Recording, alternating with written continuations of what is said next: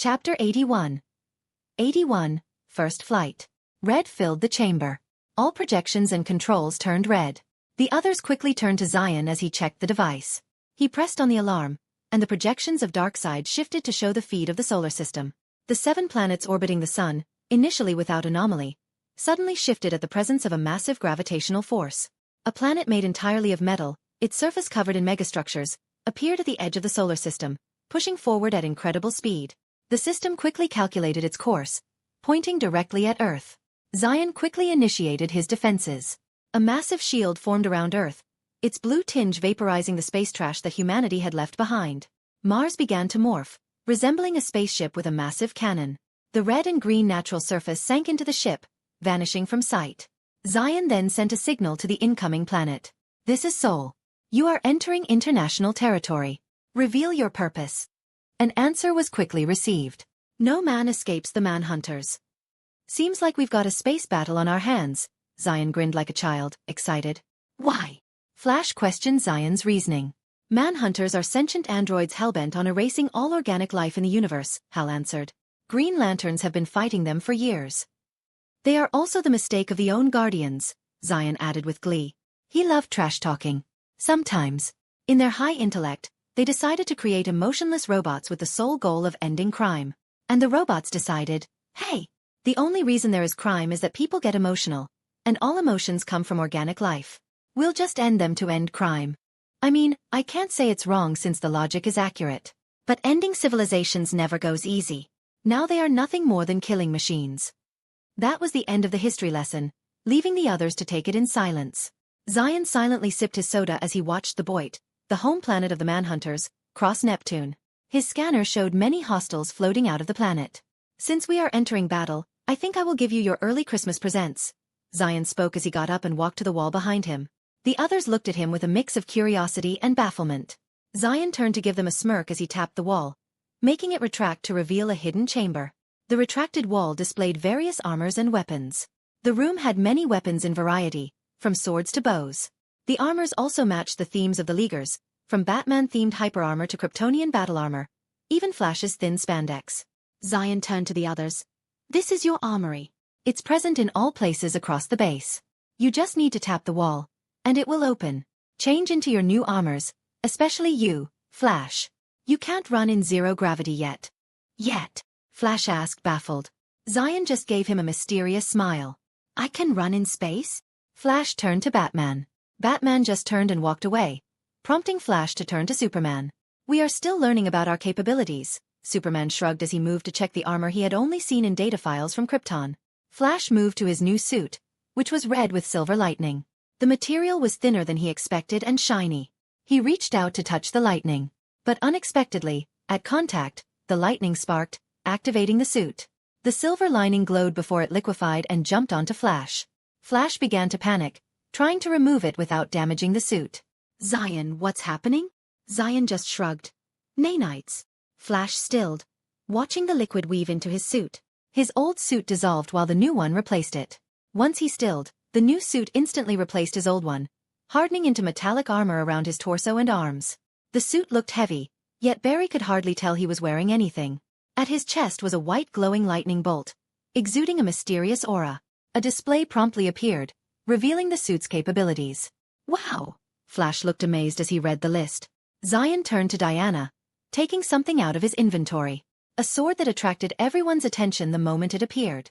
The sword looked similar to the one Diana normally used, yet this one held power. "I couldn't get Zeus power, but it has a little something from me," Zion handed it to Diana. Diana received the sword with utmost gratitude. Zion had not only saved her gods but had also gone out of his way to give her a gift. She didn't know how to repay the debt she already owed. "Thank you for this gift," Diana said, grateful. She drew the sword, lifting it high. The sword was fine silver with an edge so sharp it cut light. Its spine glowed with power and force that was incomprehensible, as if her will was weaving into reality. But the feeling quickly died, leaving a very distinct aftertaste. Zion smiled and turned to Green Lantern. "Your ring already has more than enough power. After all, I made it." "Stop bragging," Hal replied. "I am awesome," Zion praised himself, then turned to Martian Manhunter. "Look into my mind." Martian gave a nod before he reached out to touch Zion's mind. But the minute he touched, His spirit screamed in fear. Inferno. One raging through the mind and destroying all consciousness. A flame he should not touch in fear. However, it was too late. The flame spread like it found gasoline and invaded his mind. But the flames didn't burn him. They spread warmth through his psyche. He snapped back to reality, looking at Zion. Use it wisely, Zion said before turning to Superman. Superman felt a bit emotional as he touched the Kryptonian armor. His eyes seemed dazed as he lost himself in memory. The design is a one-to-one replica, Zion spoke, snapping him out of his daze. I know you don't like to wear armor, but from now on, you represent hope, both for Krypton and Earth. It will also retreat into your suit, so you don't need to worry about wearing chunky armor. Thank you, Superman answered, pressing his hand on the S. The suit began to quickly dissolve and weave into his existing one. Zion, leaving him, turned to Batman, who was still checking the authenticity of the suit, skeptical of wearing something made by a potentially insane person. Just wear the suit, Zion shook his head. If I wanted to pull a leg, I wouldn't do something as cheap as sabotaging the armor I gave you. Can't say you won't, Batman replied. Oh, come on. Do you want me to call Alfred to complain about how his son won't wear protection? Zion used very intentional words. I'm telling you, protection is very important. He, Flash and Hal chuckled but were quickly stared down by Batman. What's his deal? Hal was a bit annoyed by his reaction. Just wear the suit, dude. Your human body will only last so long before it crumbles, Zion advised. We don't need Batman out of commission when we need him. Batman grunted before he touched the glowing bat symbol on the suit, which he shouldn't have as his mind connected with Element X. His vision shifted for a moment as he gazed into the madness of the multiverse. The many universes, many histories, many choices, and many more outcomes. But before he could sink further, his mind pulled back. His gaze immediately locked with Zion's, who smiled knowingly. This kid before him knew something that should not be known, possessing powers he could not plan against. Now, looking at those eyes, it was like staring into a being who lived different lives than a mortal. Curious. A deadly curiosity that frightened him. A game of minds, a game only he was made aware of, a piece to be played for his entertainment. Why? I don't know why, but Zion is letting Batman know of the chessboard.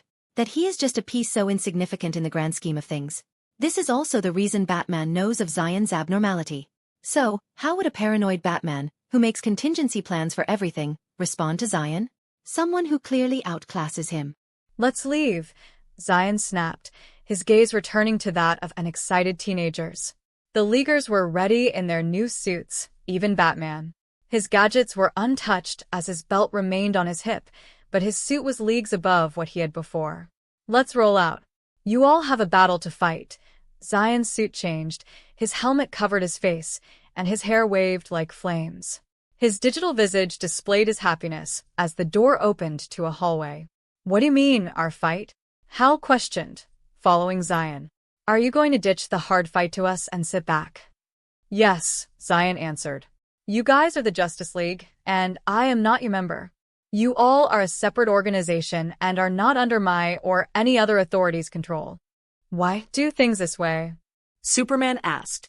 Can't we just be a government organization? It will give us more authority. We will have more authority and responsibilities this way. Someone who could hold accountability, Batman answered. If we are under Zion's orders, some will say that the heroes are compromised. We need to be separate from him. We serve people and justice, not just power. Understandable, Flash agreed. I am in as long as we fight for justice, Diana added. And we got approval from the king himself to be heroes, Hal added with sarcasm. So, only 6 of us? Superman asked. No, there are 7 of you. The founders of the Justice League, Zion answered. There's a fishman still figuring things out. And you guys will also recruit more into the Justice League, but that's your problem. The door at the end of the hall opened, revealing a stretch of bumpy gray and dark sky with clear stars. The air quickly rushed out, nearly pushing the others out. Zion walked out, his steps leaving prints on the moon's surface. The Leaguers also felt the gravity shift as they exited the hallway. Superman, Wonder Woman, Martian, and GL managed by floating. But Flash felt a bit jumpy as he freaked out at the sudden loss of gravity. Batman was Batman. We were on the moon? Flash was surprised, seeing the blue planet above his head. Yeah, the JL base is on the moon, Zion answered. There's a teleport installed for travel. It can take you across the whole galaxy as long as you know the coordinates. Impressive, Superman remarked, but why can I breathe? Oh, Zion remembered. I flooded the whole solar system with white light, willing life to thrive in space. For this occasion. You can do that, Flash continued. GL can will anything into existence. I can do more. Zion looked smug. That also means you could destroy the Manhunters with a thought. Hal stared, narrowing his eyes. Zion shrugged. I told you, it's your initiation ceremony. Fight this battle together. Understand each other. Cover each other's weaknesses. I will get involved if things go south. Zion turned dramatically, his coat fluttering and a mic appearing in his hand. Today, I am just an anchor. Welcome, Justice League, to your first battle. Whether you turn to the right or to the left, your ears will hear a voice behind you saying, "This is the way. Walk in it." Isaiah 30, verse 21. Zion grinned excitedly, the backdrop filled with thousands of Manhunter androids. Their eyes glowed menacingly, their home planet, by it, charging its cannons to take out Earth's defenses. Now, a battle between Extinction robots versus the newly formed Justice League. Will they cooperate with each other and win this battle? Or will they lose? Is this fate or planned? Will our protagonist interfere? Chapter 82. 83, Live. Sayonara, people of Earth. He knows. A singular voice etched in the citizens of Earth spoke across the Sol system, spoken in different languages, yet it conveyed the same. The displays across the worlds played his live feed, his voice crisp as he appeared floating with an old gen mic. His live cut many feeds, leaving the citizens frustrated. Gamers who were about to defeat their final bosses who had handed them their butts many times, and those who were watching news, drama, and sitcom, were all inconvenienced. Don't worry, your broadcast will be resumed shortly. He turned the camera to the side, his voice whispering. But we got a much bigger things to deal with. Hundreds of thousand androids, clad in red with menacing faces covering the sky, and a gigantic metal planet floating at the backdrop added to the surreal scene. The high-resolution image only made the scenario surreal, inciting a panic into the hearts of the viewers. They just recently had an invasion which still felt surreal, but now they had another. Moreover, the guy who is supposedly their king was just announcing it. They could not feel more resigned. We are now under the threat of annihilation. Hooray! We can all die in peace. But it seems like Earth's superheroes is not going to allow that. The camera angle shifted, turning to the wide backs of the supers who stood against the tides of Manhunter, their cape fluttering climatically in zero gravity. The sense of impending doom and atmosphere of the final battle weaved together, creating a cinematic shot that would go down in history. Nine floating in the background, letting it all sink in while putting the picture of auction. Doing good in the face of evil, the virtue of a hero. As if the mic dropped, the metallic planet showed signs of activity. Its middle section opened up, pillar rising as energy began to concentrate at the center. The planet was now at the edge Jupiter, early to enter the asteroid belt. The Manhunt stopping at Mars orbit, not caring about the techno-organic cannon that was pointing at them. Nine floated without worry, confident in the heroes to protect their planet. The Element X impeded in their armor would grant strength in apparel. I do love a good show. With the mic drop, the concentrated beam left its confines, signaling the beginning of battle. The beam of destruction crossed the spatial distance in an instant, approaching Earth with Manhunters as its vanguards. Zizziazine ** boom * hisses. The beam of light met the twin hot laser from Superman's eyes, halting in its advance. The two powerful forces collided, one trying to dominate the other. But Superman was losing grounds, the beam pushing back with more power. His natural power was outmatched by cold sentience. The light pushed back. CHSSSSSSSS. Beam. I don't know how to make sound effects. Two other added, supporting humanity's hope. Red of the Martian and the green of the Green Lantern. The three powers of different origin interweaved, pushing back the opposing force. The beam was gradually pushed back. The power beam died down, the coupled forces canceling each other. During the power struggle, the Manhunter crossed the distance. now forming a fall wall that surrounded the heroes. Wonder Woman drew her sword, Batman his batarangs, while Flash went into serious mode, lightning sparking around him. "It about time," Diana muttered. The hundreds of androids lashed to them like a swarm of bees, ready to sting their prey. The flooding metal snuffed the lights, with only the red, intense eyes visible in the darkness. Zion watched as the heroes were surrounded by a ball made of androids, each pressing forwards with killer intent. Bam, bam, boom. Sounds of realization, powerful fists colliding with metal followed by melting red. A blade sung, slicing through the confines. Lightning sparked, dismantling. Light weaved, clawing. The League broke free, ripping from inside out, tearing their jail. The League broke free, ripping from the inside out, tearing their jail apart. Superman led the charge, grabbing the metal shell of manhunters that imprisoned, throwing them towards the approaching tide. The tones of metal a projectile at his hands, the tide ripped apart. His fists a blur of motion as he smashed through the manhunters. Each punch sent shockwaves ripping through the metal bodies, reducing them to scrap. His eyes glowed red, unleashing beams of heat vision that sliced through the androids with surgical precision. A breath of cold froze the androids at their steps, his following punch shattering them to space rubbish. The manhunters jumped him, multiple trying to restrain him. But with a flex of his muscle, the manhunters shatter. Superman felt like he was breaking glass with each moment, his super strength unparalleled under the direct sunlight. Boom. Superman turned, his armor rippling as it absorbed the impact. Behind his back, tens of manhunters stood with their arm cannons charged. Superman body blurred, followed by the destruction of the manhunter. Superman only had qualms about killing, not shattering metal block. Wonder Woman moved with a warrior's grace, her sword a blur of silver as she cut through the manhunters. Her shield deflected their attacks, and her lasso ensnared and disabled those who dared to get too close. Her movements were a deadly dance, every strike a testament to her skill and strength. Each swing dividing the androids, her moment cold and calculated with no hesitation. No man stopped the Amazon as she danced through the barrage of attack.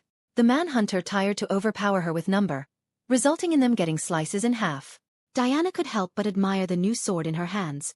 It felt no resistance even as it cleaved through the chunk of metal. Deflecting another projectile, she sliced the manhunter in half, kicking the corpse towards the approaching machines. The sword hummed in ecstasy, thirsting for more. She could feel that the swords demanded more. For purpose. She couldn't understand why, but she complied. Her hands moved in instinct, a white glow surrounding the blade. An energon projectile leapt from her blade, cleaving a path through the tides of manhunters. Following the path it constructed before her, she moved without burden, carving the manhunters. An ecstasy rose from deep within her heart as she felt the presence behind her. A streak of lightning that dismantled the manhunters. Flash was a streak of lightning, his speed overwhelming the manhunters. His super speed unmatched even by the greatest of metal block. He vibrated through their metal bodies, causing them to explode from within. His new suit allowing him to run in omnidirection, gave him an unlimited amount of options.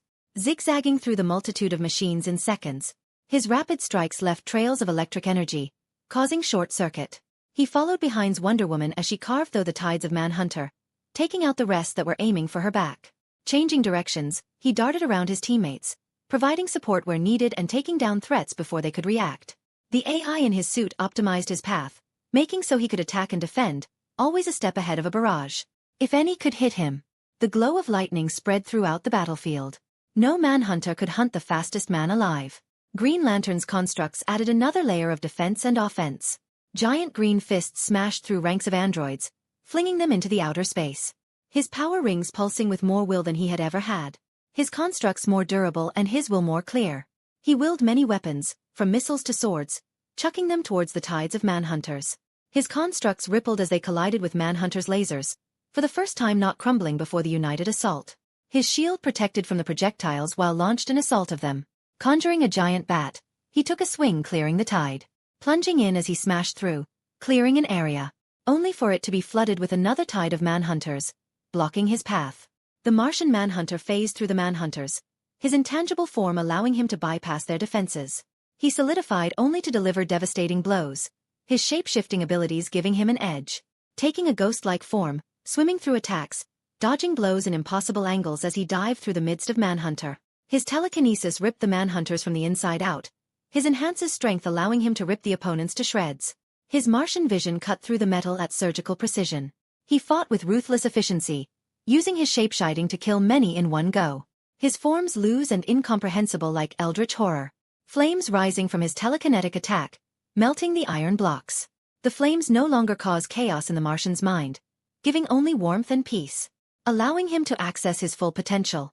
Batman, ever the strategist, used his gadgets to great effect. Explosive batarangs detonated in the midst of the androids, EMP pulses short-circuited their systems, and his combat prowess allowed him to dismantle them with brutal efficiency. He moved through the chaos with precision, always a step ahead of his foes.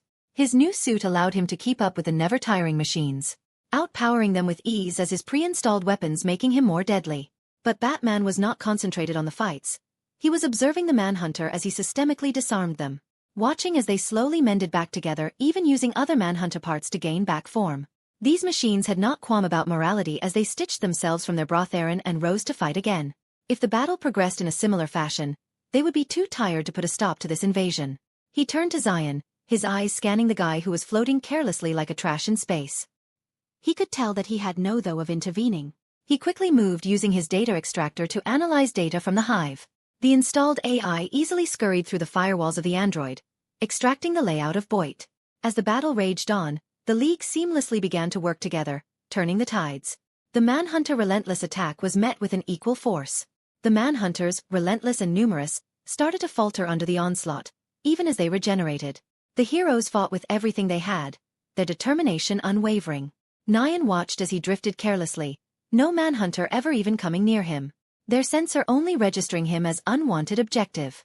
He believed that heroes would triumph in this battle, even with Manhunter's regenerative properties. But the fight was far from over. The gigantic metal planet in the backdrop began to move, its ominous presence casting a shadow over the battlefield. It unleashed another wave of Manhunters, even more formidable than the last. Superman looked up, his expression resolute. "We need to take out that planet." Batman nodded. "Agreed. It's the source of their power." Green Lantern's ring glowed brighter. "I'll get us there." The League regrouped, their focus shifting to the new threat. Green Lantern created a massive construct, a spaceship large enough to carry them all. The heroes boarded, ready for the next phase of the battle. As they launched towards the metal planet, the Manhunters swarmed around them, trying to prevent their advance, concentrating their beams on the ship. But the constructs held on, escaping the siege of Manhunter, cutting a path through them with its advanced weaponry. The spaceship shook under the attack, going up in flames as it entered the planet's atmosphere. The ship never halted, colliding with the surface at high speeds, ripping through multiple layers. GL withdrew his constructs, delivering the heroes into the heart of the enemies. "This way." Batman pointed the way. He knew where the control tower and its master existed from the data he borrowed from the Manhunter by kindly asking with his fists. The interior was a labyrinth of machinery and hostile androids, but they pressed on, determined to reach the core and end the threat once and for all. The final showdown was at hand. The League steeled themselves for the challenge, knowing that the fate of Earth rested on their shoulders. With unwavering resolve, they advanced into the heart of the enemy stronghold, ready to face the ultimate test of their strength and heroism. He knew where the control tower and its master existed from the data he borrowed from the Manhunter by kindly asking with his fists. The interior was a labyrinth of machinery and hostile androids, but they pressed on, determined to reach the core and end the threat once and for all. The final showdown was at hand. The League steeled themselves for the challenge, knowing that the fate of Earth rested on their shoulders. With unwavering resolve, they advanced into the heart of the enemy stronghold, ready to face the ultimate test of their strength and heroism. Batman nodded towards Martian and Wonder Woman, before sprinting towards the other side. Flash kept looking back and forth while Superman just wished them good luck and followed. Flash also said an awkward bye and blitzed away. Manhunter gave the device to Green Lantern. Since he normally don't up close, it was better for him to keep it. "Can't believe I am being a bait for an a-hole," GL grumbled. "Let's go, we need to lead them as far away as we can," Diana spoke before walking in the opposite direction. Martian just floated behind her. "Then let me start the party." Green Lantern grinned and raised his fist. "In the darkest day, in the darkest night, no evil shall escape Might's sight. Let those who worship evil's might, Green Lantern's light." Green Lantern ring began to glow as it recharged without the need for a lantern. The light only grew brighter and brighter. Its charge pinged on the Manhunter's detector, gaining the whole army's attention. Asterisco boom asterisco.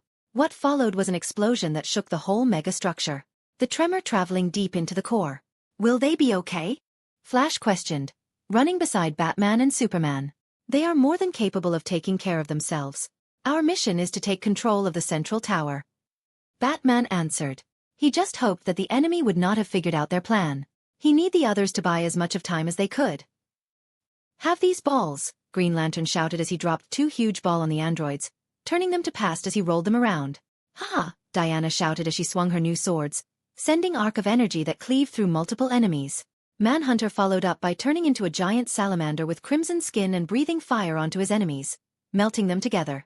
He no longer felt fear towards fire, but he still had a bit of PTSD, a prick on his nerves when he saw flames.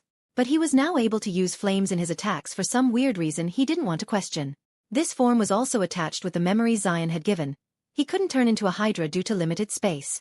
He then used his TK to scoop up the molten metal and threw them at other manhunters.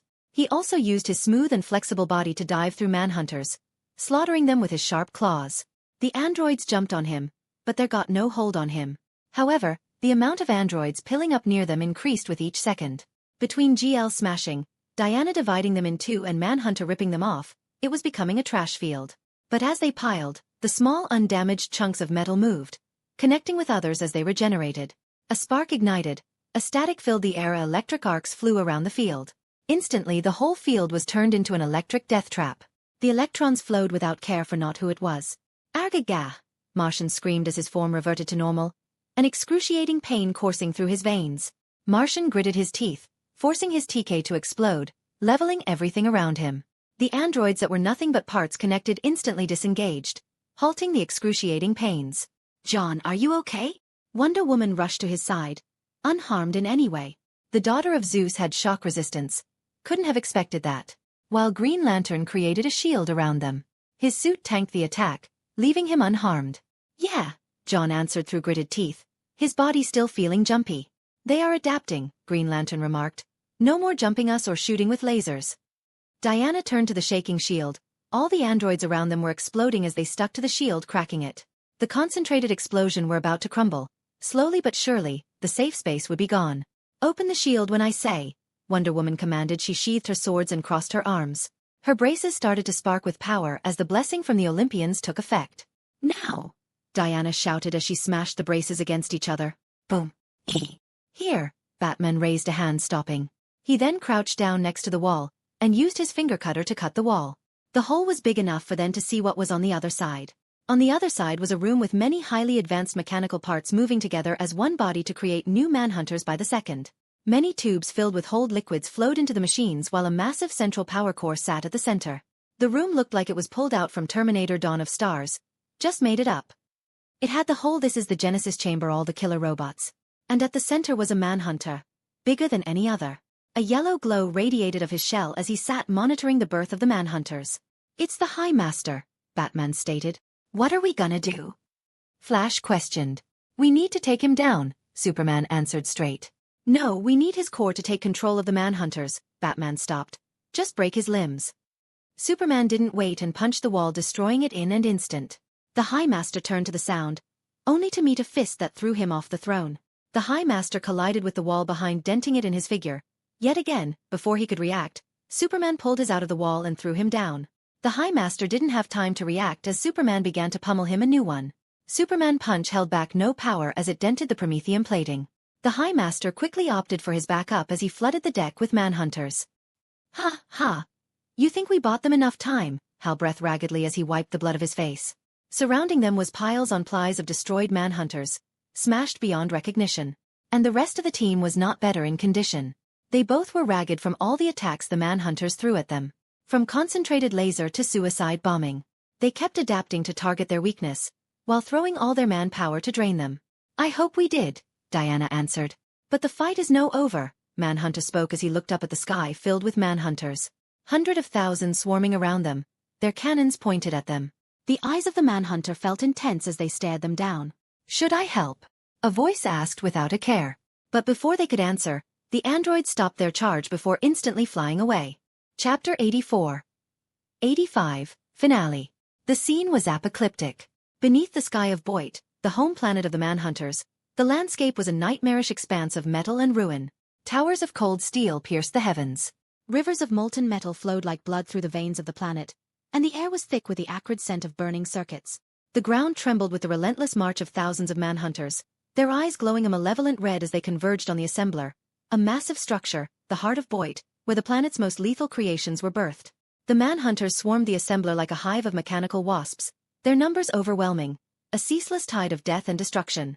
Their metallic bodies clanged against one another, the noise a deafening roar that filled the air, drowning out any other sound. It was as if the entire planet had come alive, every last one of its mechanical denizens called to this single point, driven by an unyielding command to annihilate the intruders. Inside the assembler, Batman's voice cut through the chaos, calm and authoritative. "Flash, take us out." His words were followed by a flash of lightning, a brief moment of blinding light, and then he was gone, vanished from the heart of the machine.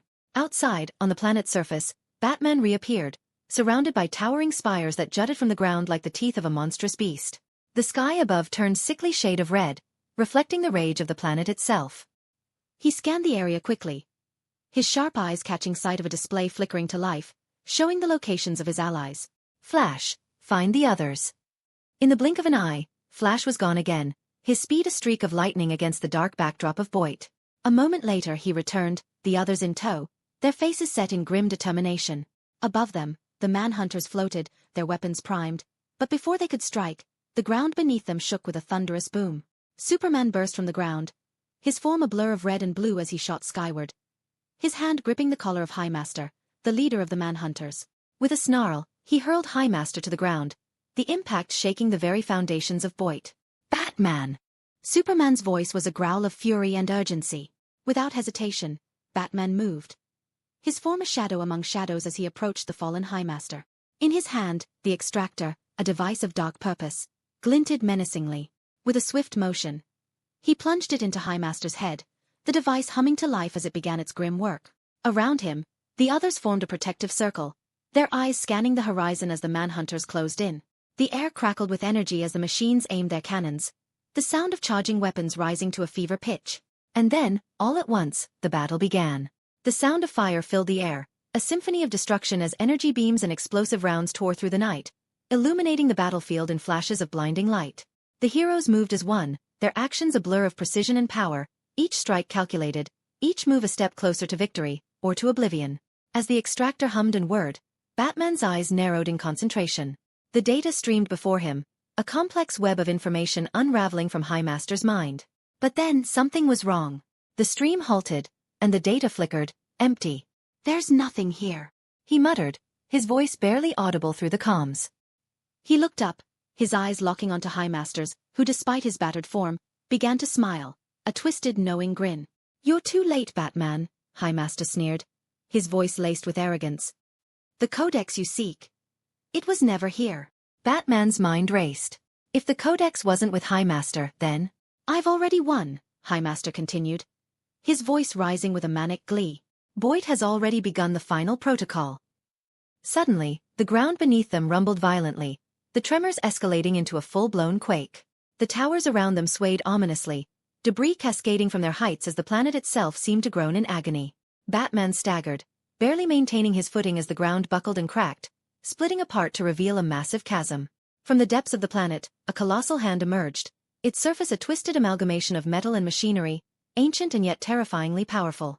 The hand gripped the edge of the chasm, pulling up the immense form of a slumbering giant, a titanic war machine, its body covered in obsidian armor and world-ending weapons. The giant's eyes, twin suns of burning red, opened slowly, casting a malevolent glow over the landscape. Its head turned, the movement slow and deliberate, as if the very act of awakening was a struggle against eons of inactivity. But now it was awake, and with it came the weight of inevitable destruction. Highmaster's voice echoed across the battlefield, amplified by the giant's presence. "Behold the guardian of Boyd, the final protector, the destroyer of worlds. You've lost, heroes. The guardian will purge this planet of all life, and with it, your precious Earth." The guardian's gaze fixed on the group, its mechanical joints groaning as it began to move, each step a seismic event, the ground cracking and splitting beneath its feet. The very air seemed to hum with the energy it exuded, a power ancient and incomprehensible. Highmaster, despite his broken form, laughed, a sound that was more mechanical than human. "This is your end, Batman. The end of all who dare oppose us. You will be erased, and the manhunters will reign supreme." Behind the colossal rose many other, numbering a handful yet not less terrifying. Batman's mind raced, searching for any possible solution as the Guardian loomed over them, the shadow of the behemoth stretching out like a curtain of doom. The Titan, if unleashed, would decimate Earth in mere days. Yet his heart wavered not. Gemine. Because he stood alongside the greatest heroes of Earth, those who would sacrifice everything to defend their world. But even in the face of overwhelming odds, there was a calmness in the air, a quiet resolve that cut through the tension. "I will take care of this," a voice said, serene yet tinged with a subtle joy. As if sensing the threat, the Guardian turned its head towards the horizon, its core pulsing with ominous energy. With a quick charge, it unleashed a pulse of devastating power.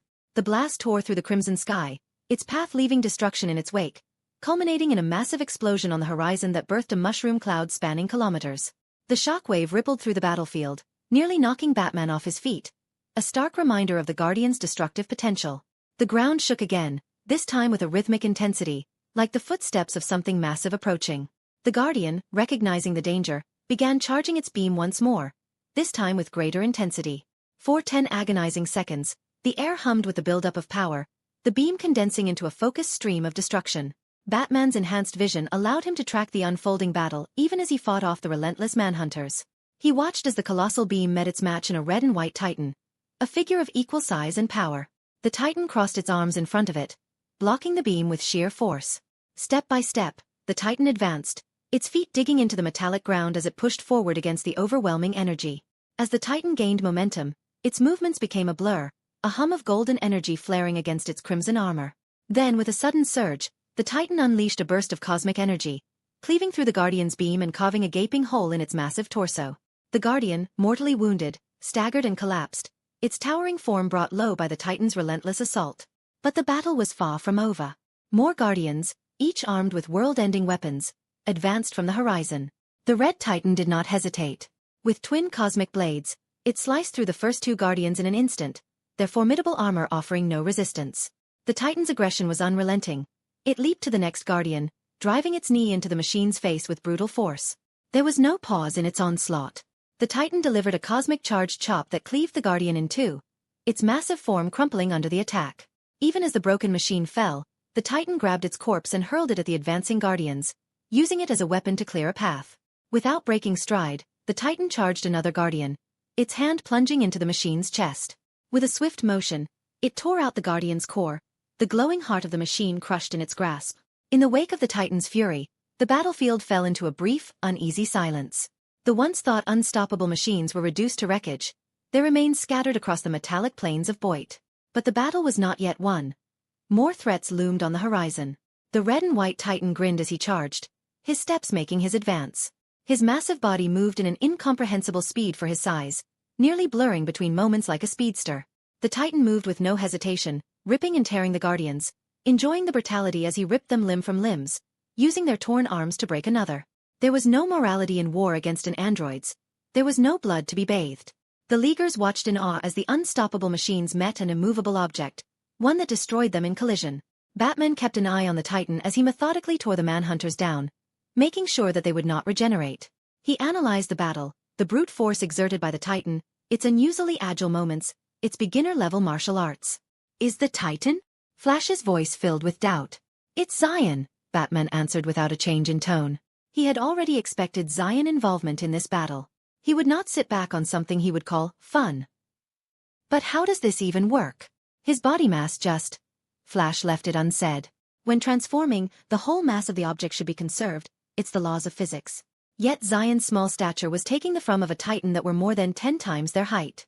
"You can run faster than light. I don't think physics matters much," Superman answered, one who held a broken power. "It's a good thing he is on our side." Batman left it unsaid.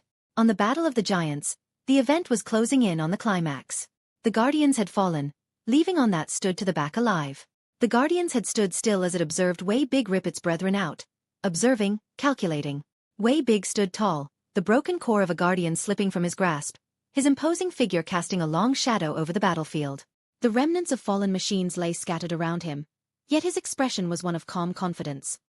"Your move," he mocked, his voice resonating with the thrill of victory. The Guardian responded with a low, ominous pulse that rippled through the planet's surface. The vibrations spread out, awakening the broken Guardians. The battlefield erupted as the broken parts of defeated Guardians rose into the air, swirling in a storm of metal and energy. These fragments fused with the remaining Guardians, enhancing their already formidable power, and their eyes blazed with renewed fury. Cannons hummed with energy as the Guardians charged their blasters, each weapon pointing directly at Way Big. The air crackled with tension, thick with the anticipation of the impending clash. Despite the overwhelming force gathering against him, Way Big remained unfazed. He crossed his arms before him, cosmic energy pooling and condensing into a brilliant golden light that began to hum with power. The two colossals stood locked in a standoff, their beams charging to their fullest potential. The Guardians' blasters pulsed with deadly energy, preparing to unleash devastation. But before the Guardian could fire, Way Big made his move. Without warning, he released his cosmic ray, the beam tearing through the air with unstoppable force. It struck the Guardian with precision, boring a hole through its chest, cutting through its core with such speed that the machine had no time to react. The impact sent shockwaves rippling across the planet, a dome of energy expanding from the point of contact. The Guardians were obliterated in an instant, their remains vaporized by the sheer force of Way Big's attack. The beam continued its path, carving a deep scar into the horizon before finally dissipating, leaving silence in its wake. As the dust settled, Way Big walked slowly to the crumbling remains of the final Guardian. With a firm grip, he reached down, grasped the Guardian's head, and with a single powerful motion, ripped it away from its body. The once mighty machine fell lifeless at his feet, its head clutched in his hand as a trophy of his victory. The battlefield was now a graveyard of metal, the Guardians defeated, their threat extinguished. He makes wars cease to the ends of the earth. He breaks the bow and shatters the spear. He burns the shields with fire. Psalm 46 verse 9. Chapter 85. 85. Clean up. The battlefield was a maelstrom of chaos as the manhunters descended into a frenzy after the first Guardian fell. Like a swarm of enraged bees, they attacked with unrelenting ferocity, their numbers overwhelming, their tactics evolving with each passing moment. Kinetic rounds, disintegration beams, shockwaves, and flames. All manners of destruction were unleashed upon the heroes. The manhunters adapted swiftly, changing their strategies, even resorting to suicide bombing in desperate attempts to break through. But the heroes of Earth, despite their exhaustion, stood firm. Muscles ached, bones creaked, but they refused to falter. Green Lantern's shields deflected the suicidal onslaughts, while Superman and Martian Manhunter tore through the robotic horde, one with sheer strength, the other with telekinetic precision. On the ground, Flash and Wonder Woman moved like lightning, cutting down the manhunters that swarmed around them, while Batman methodically eliminated any threats capable of regenerating. Their teamwork was impeccable, each move synchronized, each attack complementing the others. The heroes fought as one, a seamless unit, their cohesion the key to holding back the tide of manhunters. Yet, even as they battled, their eyes were drawn to the clash of titans on the horizon. The red and white titan moved with astonishing speed, methodically dispatching the remaining Guardians with a brutal efficiency. The Justice League watched as the titan tore through its colossal foes, using even the corpses of fallen Guardians as weapons. The final standoff was swift and decisive. The titan struck preemptively, obliterating the last Guardian before it could make its move. Then, with a final act of dominance, the titan ripped the Guardian's head from its body. This act of defiance seemed to trigger the manhunter swarm. Enraged by the loss of their titanic leaders, they turned their fury upon the titan, directing all their remaining firepower at him. Overcharged guns fired in unison, and Way Big flinched as a barrage of energy beams struck him like a million stinging ants. "Ow! Ow!" he muttered, the irritation clear as he swatted at the swarm. His massive hands managed to crush many of the tiny attackers, but their numbers seemed endless. Frustration mounting, he continued swatting at the persistent swarm even as he carefully placed the Guardian's head near Batman. Just then, the Omnitrix on his chest began to beep, signaling his imminent time out. In an instant, Way Big was engulfed in golden light, his colossal form shrinking rapidly until only a human remained. With their target vanishing from their sensors, the manhunters returned their aggression towards the heroes. Meanwhile, Nyan walked out from behind the Guardian's decapitated head.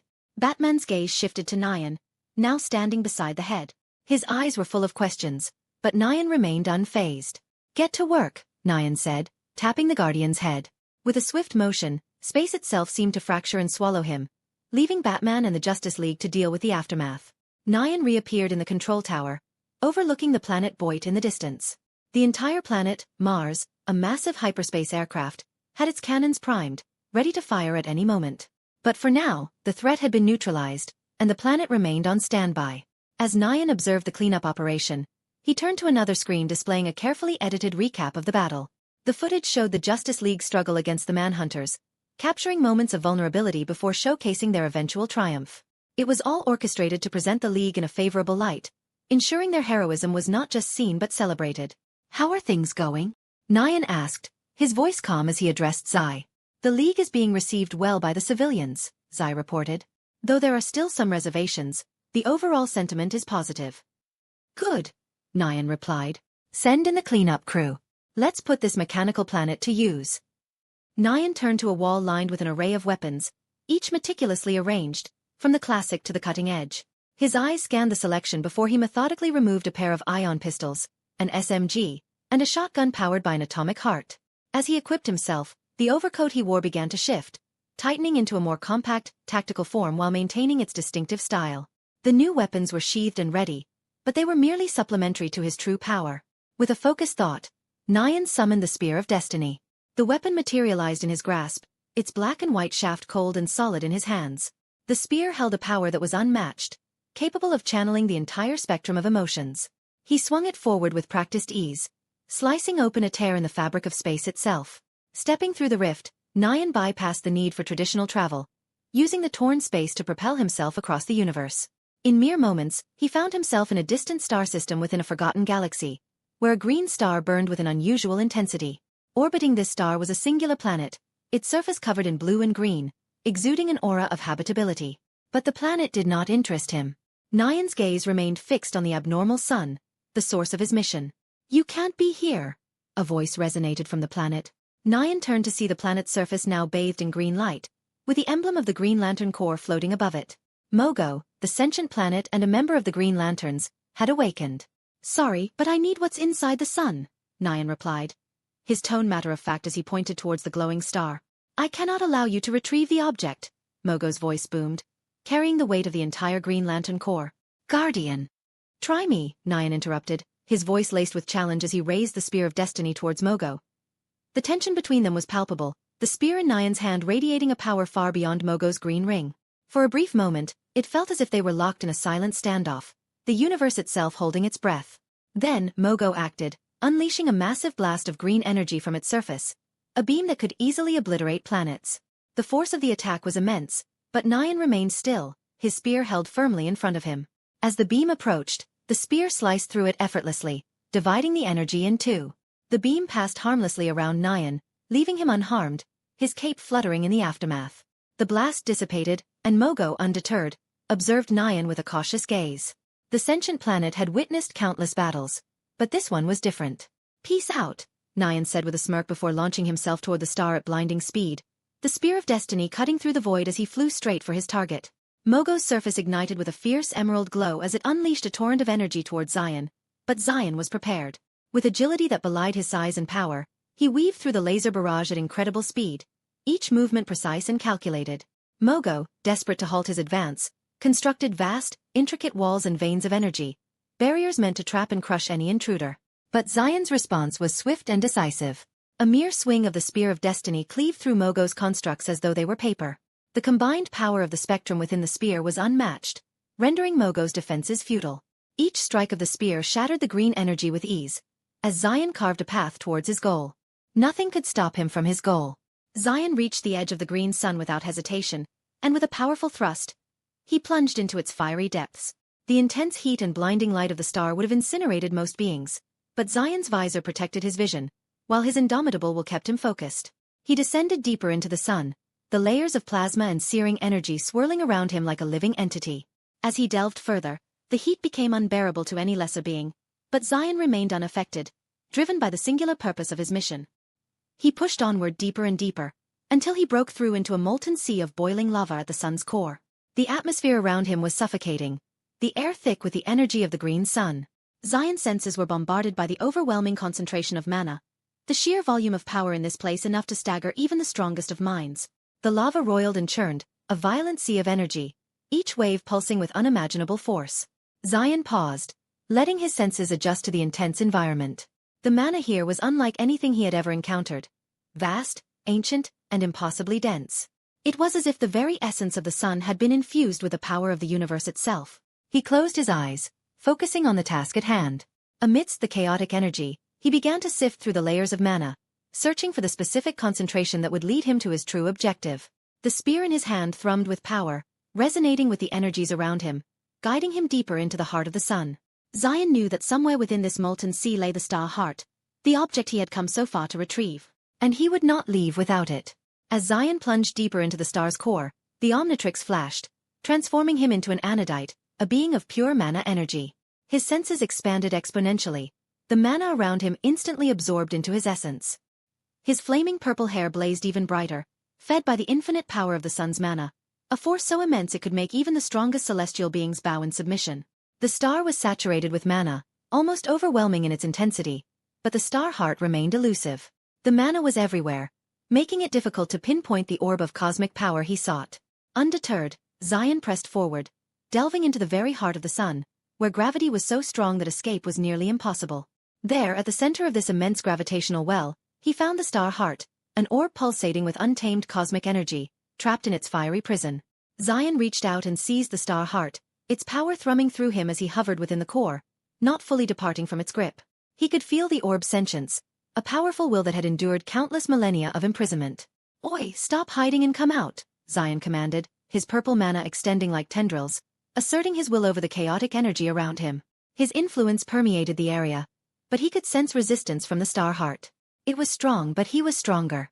Suddenly, a will responded through the mana. "What is it that you desire?"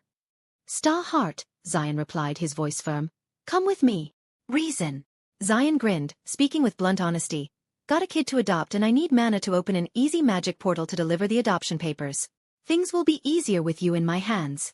There was a pause, the star heart processing his words.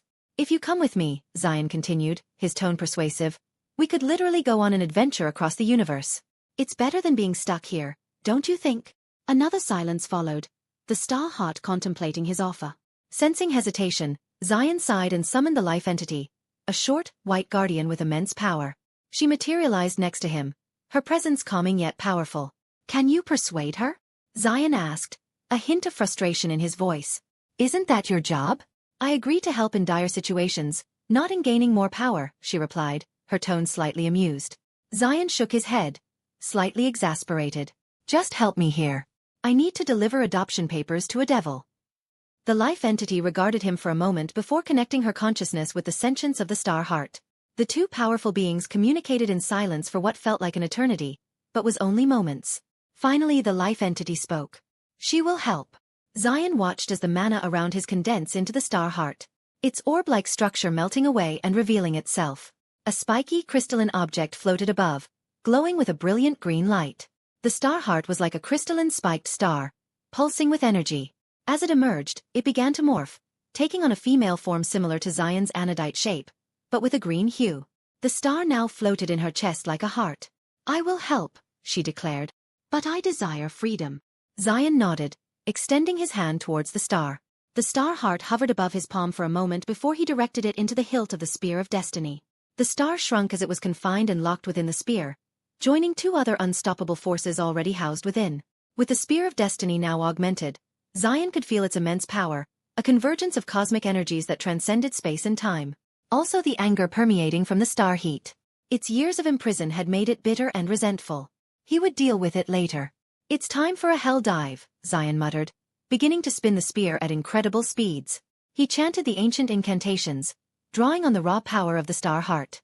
The spear pulsed with energy, the power radiating from it warping reality itself.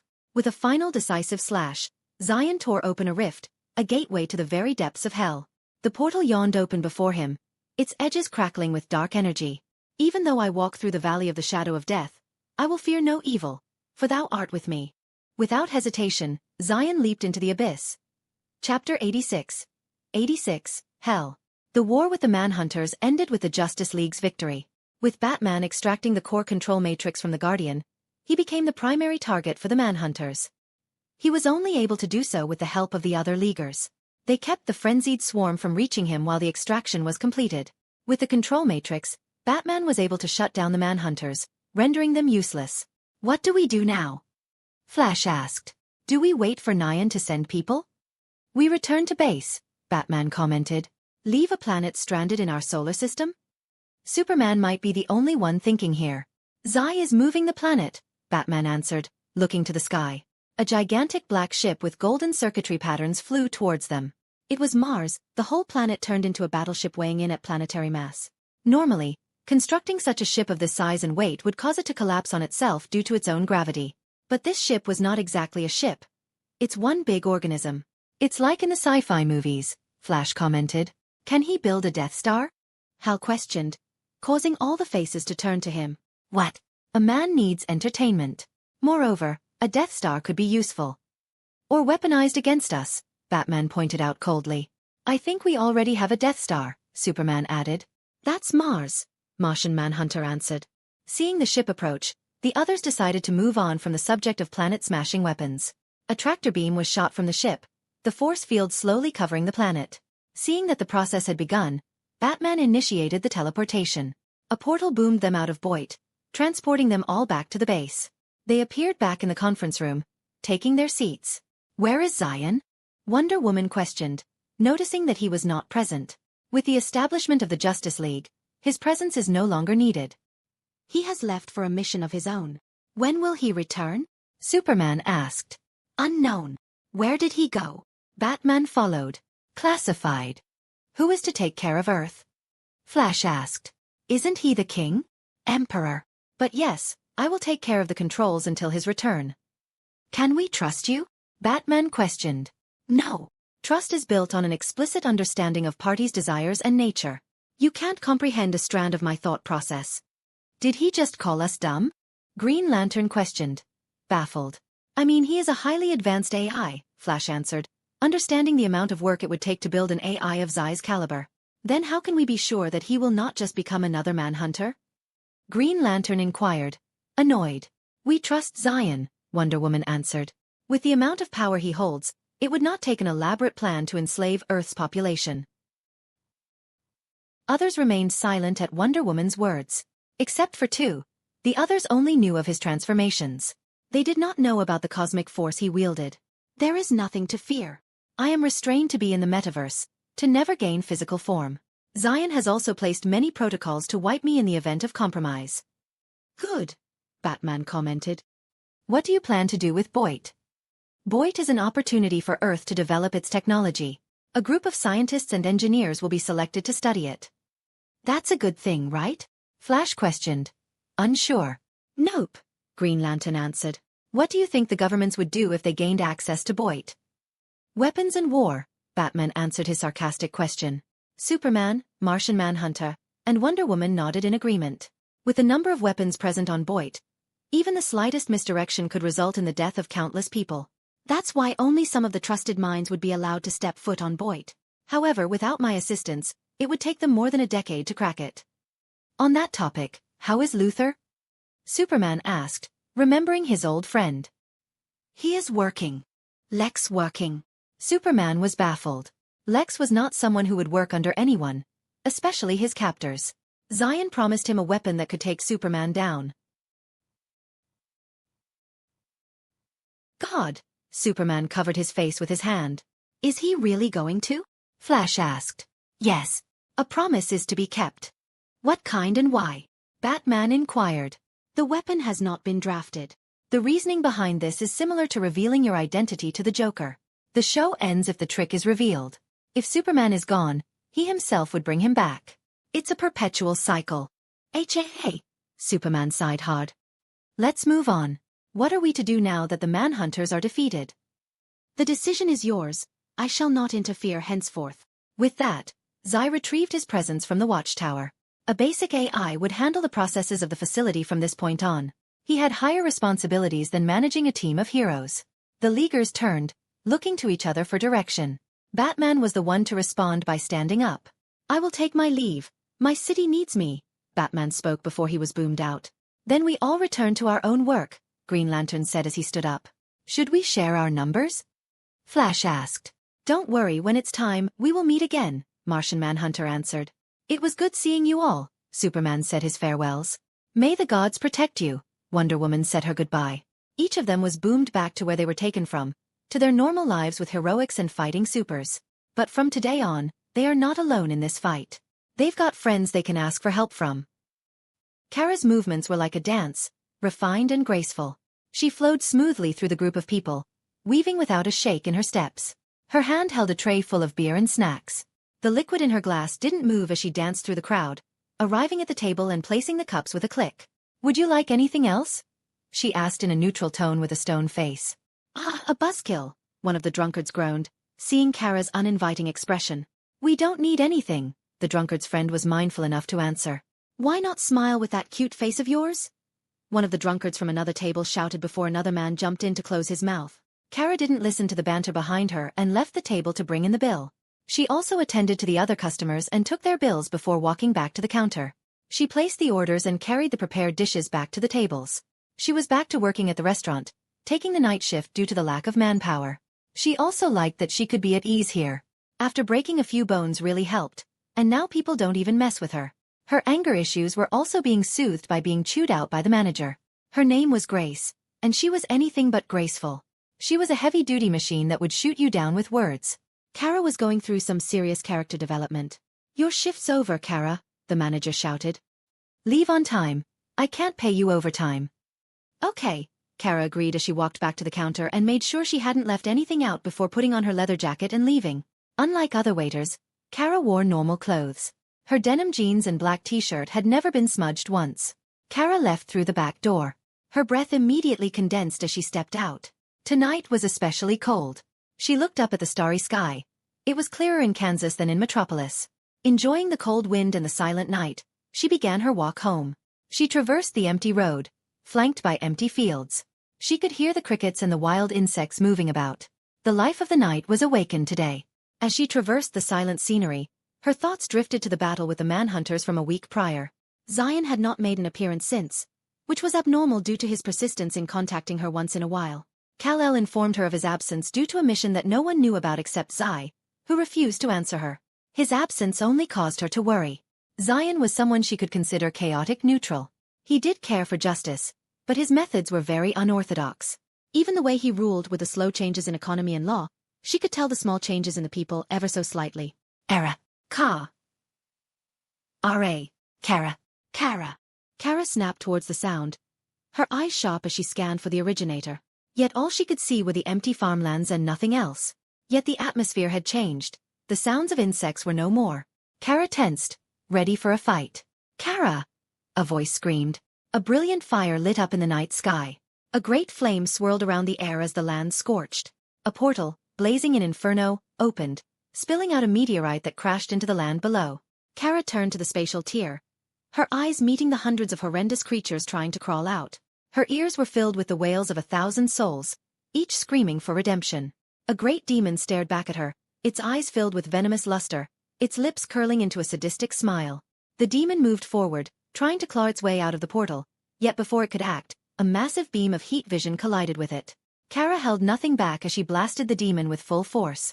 She could feel the innate fear rising in her heart and the sinking feeling in her stomach. She could not let the demon enter. To her fortune, the portal began to close, the crack in the dimension mending itself together to stop the otherworldly creatures from entering. The great force mended the crack and sealed it shut, but the breach would forever leave a scar in the dimension. Kara watched where the gate was for a moment, making sure that the breach did not reopen. Confirming, she quickly moved toward the meteorite. The licks of flames died down, revealing a smooth black cocoon filled with specks of light. Kara touched the surface, cold to the touch. She pressed her hand against the hard surface and pushed with all her might, causing cracks to appear. However, she didn't need to force the cocoon anymore, as the cracks began to spread. The cracks fully extended across the cocoon before it turned to light and dispersed, revealing what was hidden. Kara's eyes shook as she saw the person inside, her hands moving quickly to check on him. But his skin was red with burns, wriggling like worms. His breath was labored, and his heart was beating dangerously slow. He looked aged, his beard curled to a crisp. She tried to move him but noticed something, or someone, covered with his long coat, clutched in his hands. She pried the object from his hands, making sure not to harm him. She removed the long coat to see a small child, no older than 10, unconsciously quivering. She checked the girl to make sure she was unharmed. There was no anomaly except for her gray skin. "URG," a groan escaped Zion's lips, his eyes opening slightly. "Zet. AA." His voice was near a whisper, but Kara understood. She immediately dived to Zai, and before an answer came, the space cracked and swallowed them. Kara saw the scene shift as they appeared back in a room that seemed to be a medical bay. Small robots quickly appeared, carrying both patients to their beds. The small automatons moved quickly as they brought a serum of unknown origin and injected it into Zion. The automatons then moved to his blisters and cut them open. Kara saw worms wiggling under his burns, causing her to gag.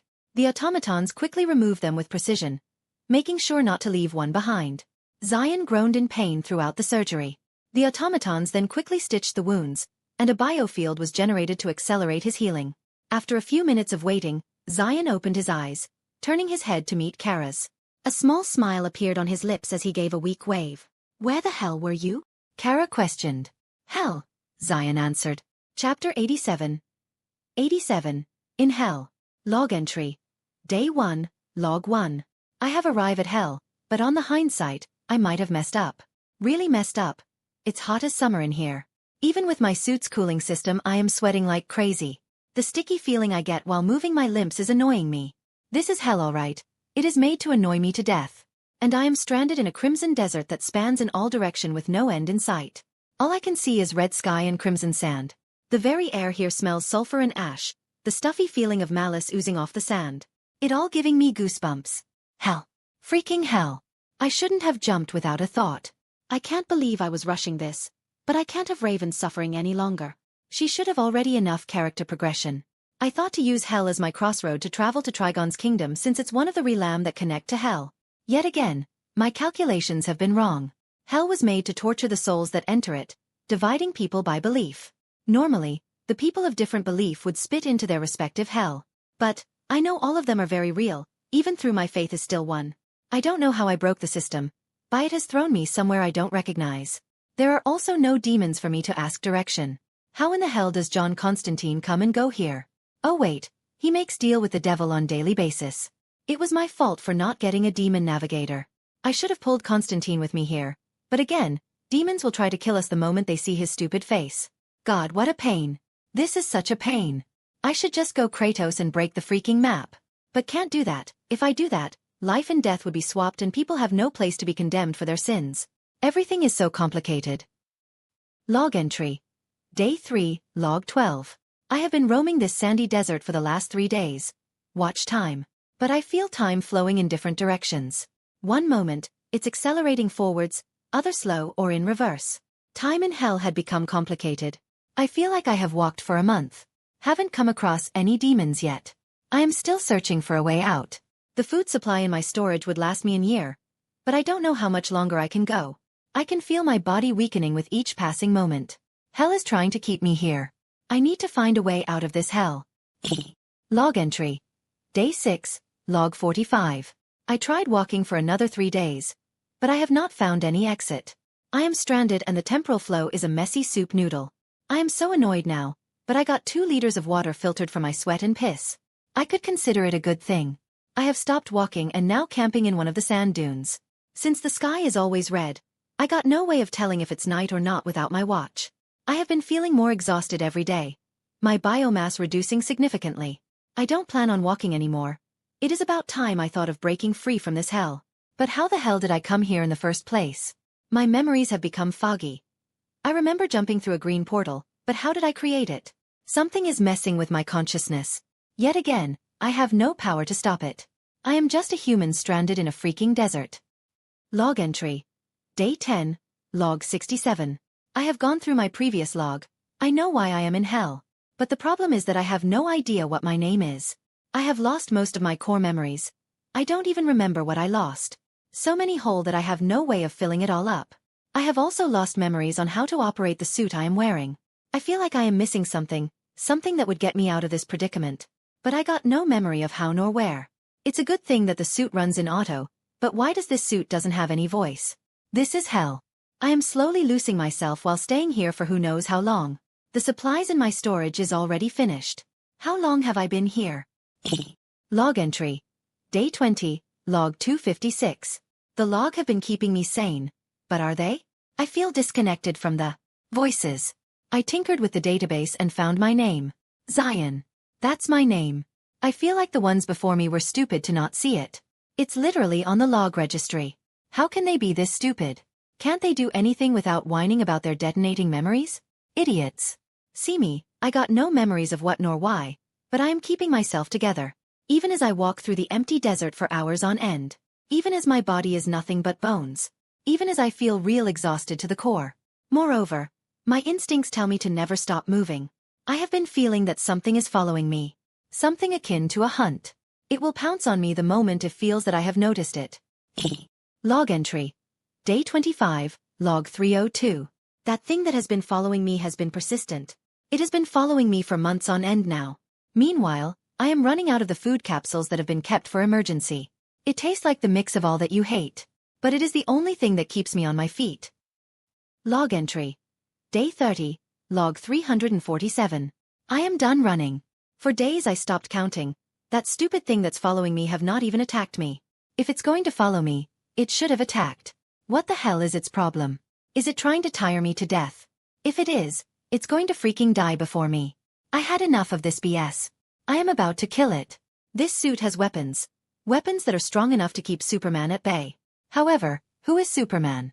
He seems powerful. I don't know what the past me was thinking, but I should kill this idiot that was tracking me. Log entry. Day 30, log 350. I have stopped walking, picking a tent on a sand dune. I have placed all the traps around the tent. I just needed to step on it. The trap were really easy. It all even came with a manual. I don't know why I have so much ammunition too. Zion had prepared for a hard fight from all the explosives that he had brought. But it's a good thing, it is a good thing. I just need that thing to die. I just need to wait. Log entry. Day 30, log 351. The traps had gone off, multiple at a time. I rushed out of my tent to check what I caught, grenade in hand. But to my surprise, I say the trap's active but I could not see anything caught in it. The sensors in the device showed that there was something in the trip, but I physically can't see it. But I didn't have the time to worry nor think as a force swept me off the feet, throwing me down the dune. I rolled through the crimson sand, my body feeling whiplash. I couldn't help but scream and cough, blood and saliva filling my mouth. The helmet I was wearing retreated, letting me experience the full front of the hell's atmosphere. The sulfur was suffocating. My eyes felt like they were dipped in acid. My skin reddened in pain, itching like no other. Each ragged breath only made my throat sore and twisted my stomach. This is hell, all right. I coughed the blood and saliva and turned to my assailant. For the first time I saw their twisted grotesque filled with hatred. Just looking at them caused my sense of revulsion to kick in. Their eyes seemed to delight in my revulsion. An insatiable hunger for suffering. What in the blood-borne shit is this? I pulled my gun, raining fire without a care and threw the grenade. The creature moved, at a frightening phase, rushing at me with its torn mouth filed with ragged teeth like cliff's edge. It avoided the explosion and the bullets. I retreated back while raining fire, trying to keep a distance between us. But the creature was fast. It was already closing distance made by my fall and I couldn't hide anywhere in this desert. I jumped forward, avoiding the irregular claws that were aiming for my head and threw an explosive at the creature as I rolled on the ground. It was a sticky bomb that exploded once in contact with a creature. Boom. I saw the creature try to remove it but it exploded into 1,000 bits. Its body mangled beyond recognizable. I rose to my knee and tapped the side of my neck, activating my gears again. The visor covered my face again, but I readjusted it to just be mechanical. After few attempts it was all just goggles and a breather that covered my nose and mouth. My sensors can't seem to pick up demonic creatures. I can't believe Zion didn't think of this. Idiot. At least the explosives works on these creatures. God, can't believe I was this stupid. I berated myself a few more times before walking back to the traps. I could see it. Hound-like creatures, each more grotesque than the last. They look like amalgamation of all nightmare born of despair. Thankfully they were all locked in my trap and I don't see any more of them around my tent. I could tell from the eyes that they were intelligent. I shot the first one on the head, the light-based bullets from my revolver causing it immense pain as it drew its last breaths. I moved to the second one, and asked it how I could leave this place. The creature grunted, not wanting to answer. I shot it on the body, the bullets of light causing it to shrek in pain as they burned through the skin. I let it cry and moved to the next creature. This one saw me point the gun and immediately shred in submission. I shot its leg as a warning and moved to kill the rest of the creatures. I made sure to make them cry in pain before the slow death nulled their breaths. It was a horrible act but I felt no remorse in killing them. I have no mercy to give when my life was in danger. I had no memory. I can't take the chance of dying in hell without remembering who I was. I need to escape this hell or find a way to break hell's effect on me. I changed the trap to allow the creature its moments, but the trap was now the leash that kept the creature in line. If it does something I could cause it maximum pain before I die. With the dog in tow, I began my journey in hell. Psalms 23 verses 1-4. The Lord is my shepherd. I lack nothing. He makes me lie down in green pastures. He leads me beside quiet waters. He refreshes my soul. He guides me along the right paths for his name's sake. Chapter 88. 88. In Hell 2. You guys like the first-person POV. Log entry. Day 40, log 473. I have been walking the dog for too long. I already know that he is leading me to my death. It does not take two brain cells rubbing together to realize that the demons have gotten stronger and more humanoid. They have gone from looking like a grotesque mangle of flesh to somewhat resembling a demon, and they also have gained more brain cells compared to those before. But all those I met only had a resemblance of conscience, with a slight ability to think. Most were just attacking with instincts. The dog had 2 brain cells more than the others. It listens to orders well, except when it leads me into traps. They really tried hunting me when I got explosives.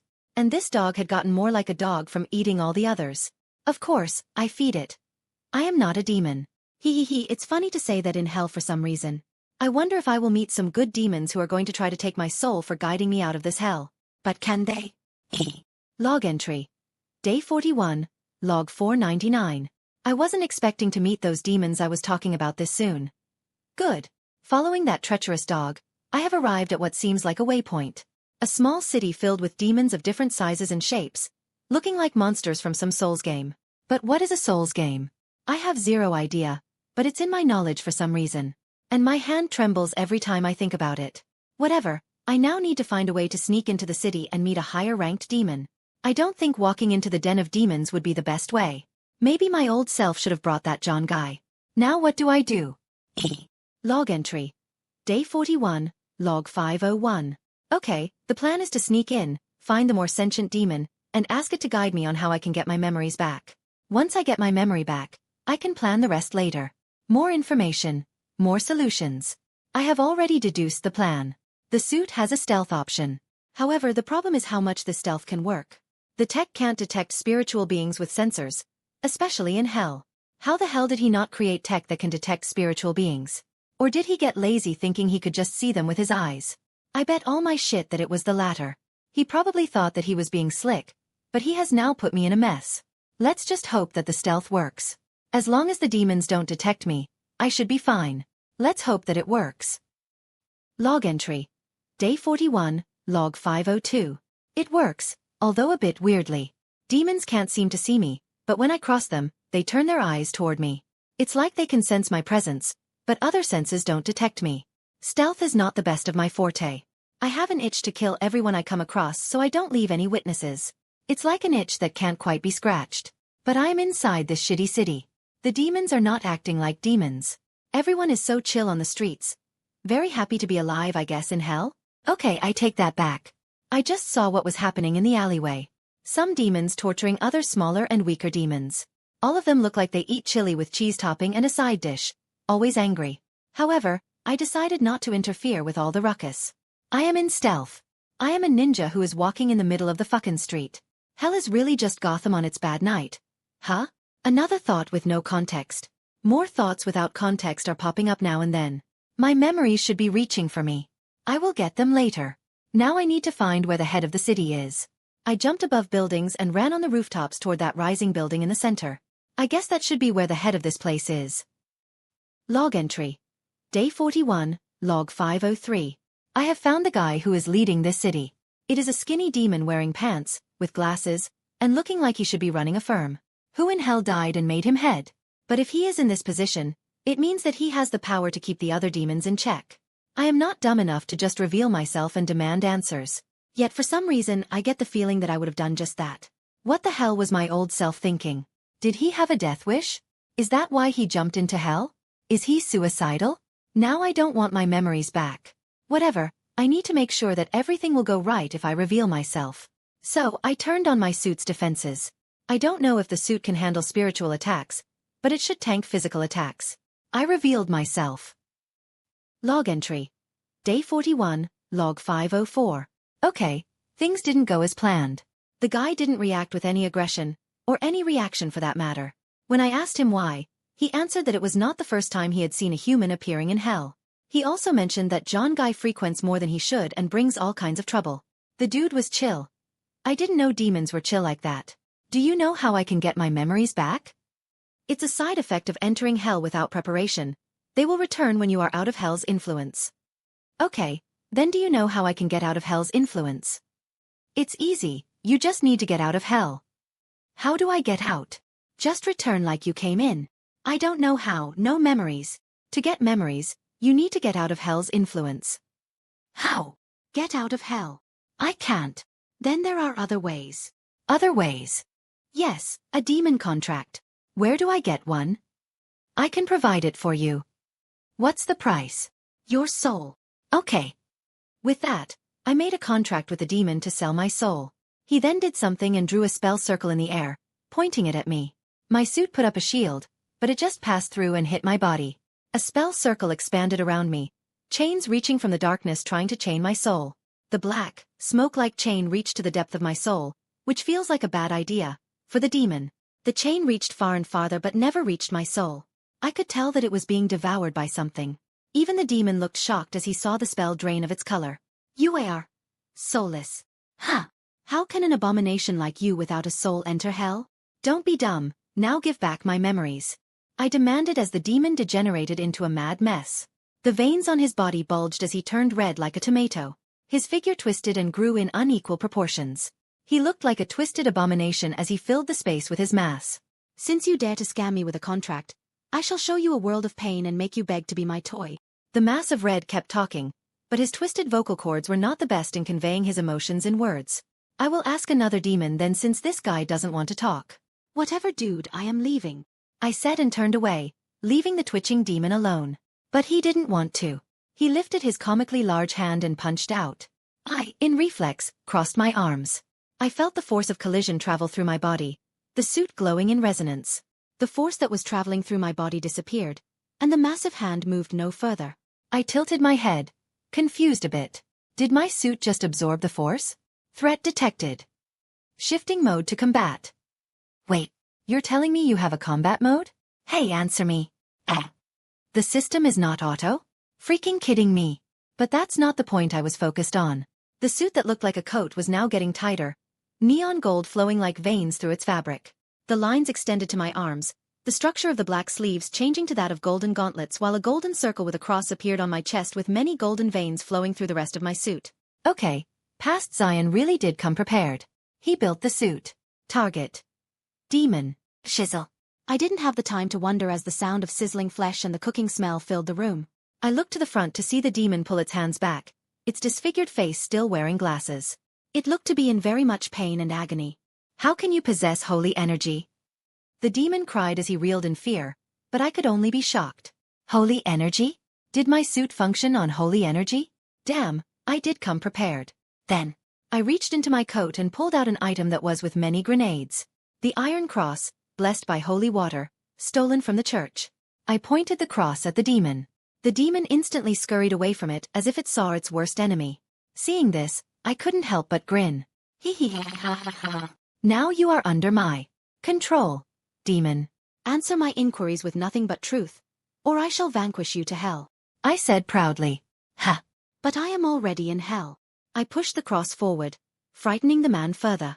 Stop refuting me, mutt. I am trying to be cool. Now answer me, how can I get my memories back? And tell me where Trigon is. Your memories will return the moment you leave this ring and enter the 9 rings of hell. Trigon's realm is in the 6th ring. Then where am I? The Forbidden Zone, the outer rim of hell where twisted souls with no redemption arrive. How do I get out of here? You need the seal of the Demon Lord of the Forbidden Zone, Nightmare. Where is he? At the edge of the Forbidden Zone, sleeping. The man moved in a hurry and pulled something similar to a compass. It was a meatball with an eye. It will take you to him. Okay. I snatched the eyeball from him. I was very much grateful that I was wearing gloves. I looked at the mass of wiggling flesh and put the cross back into my pocket. I pulled something else out and handed it to the demon. I then jumped out of the window, just in time for the man to cry in horror as the holy bomb exploded. Chapter 89. 89, Trial. Log entry. Day 42, Log 509. I was walking my dog today, under the bright red sky of the Forbidden Zone of Hell. Multitude of demons walked behind me, following in my footsteps. They really are good followers, shifting to my side the minute I killed their head. The whole city of demon was now on my tail, showing their acceptance of me with sharp spears. Their voices collective screamed my moniker with so much emotions, which I still don't understand. I am not well versed in demonic, Yet demons were well versed in human. Yes, they were trying to kill me. I know they were trying to kill me. The few spears that flew past my face was a clear indication, if any. I was keeping them on my trail, making sure that they followed me. I need food for my dog. I need a dummy to throw at Demon Lord. But on the contrast, my calculation might have been wrong. The dog was gaining form in a twisted way, looking more like a hound with multiple screaming faces on its body. I don't know what I was creating, what kind of abomination going to come out of this, but I will let hell deal with it. Not my problem to deal with. If a new demon dog were to go on a rampage in hell, is it my problem? As long as it doesn't come back to bite me, I am chill. And I just jinxed myself, freaking awesome. Log entry. Day 45, log 527. I think I am near the Demon Lord. The meaty eyes is shaking too much to my liking. Since that I am near the Demon Lord, I think it is time for me to cut my tail.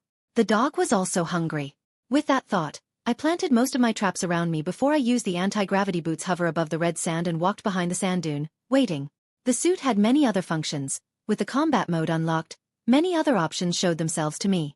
From flight to force field constructs, multitude of weapon array. The guns were still full. From the amount of weapons I had, I was prepared to fight through hell. But I could tell there was something more powerful at my hands, but I can't tell which. It like a locked memory, known and unknown. I had knowledge of its existence, yet I can't grasp its essence. I will figure it out after I get the memory. Maybe I will gain a power-up. But I had to shift my attention. The traps had gone off. I turned to see many demons confined in the force field, their body chiseling against the light cage. However, not all were caught in the traps. The uncaught demons looked around in alert. Their numbers were few, sizes differing like a child's Lego build, irregular. I got up from the sand, dusting my coat, and drew my SMG.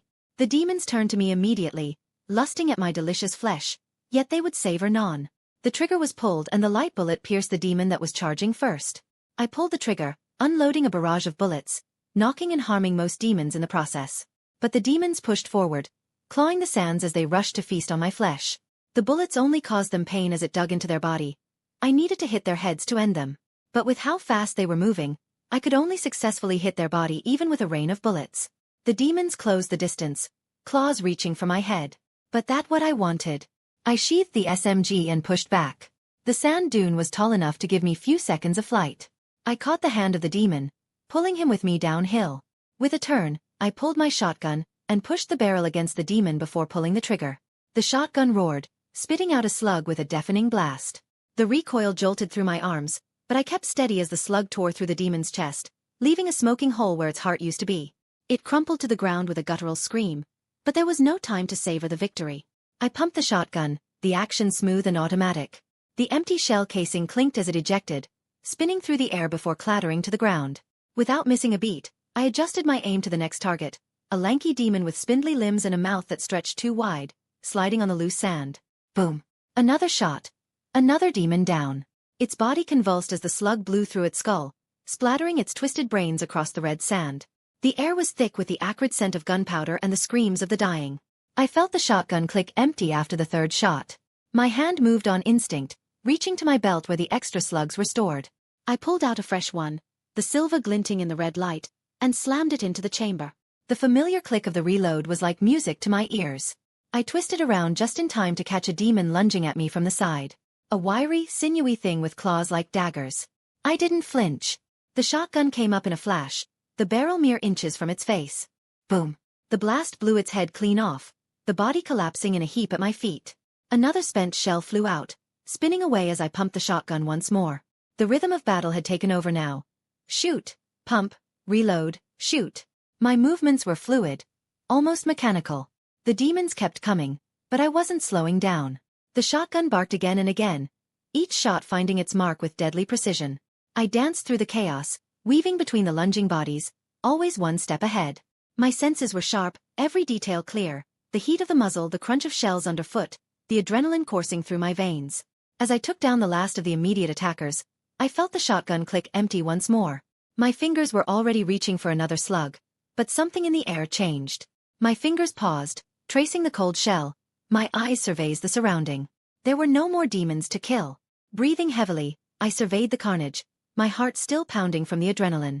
The shotgun felt warm in my hands, a reliable partner in this hellish battle. I slung the shotgun back over my shoulder, stepping over the corpses as I calmed back.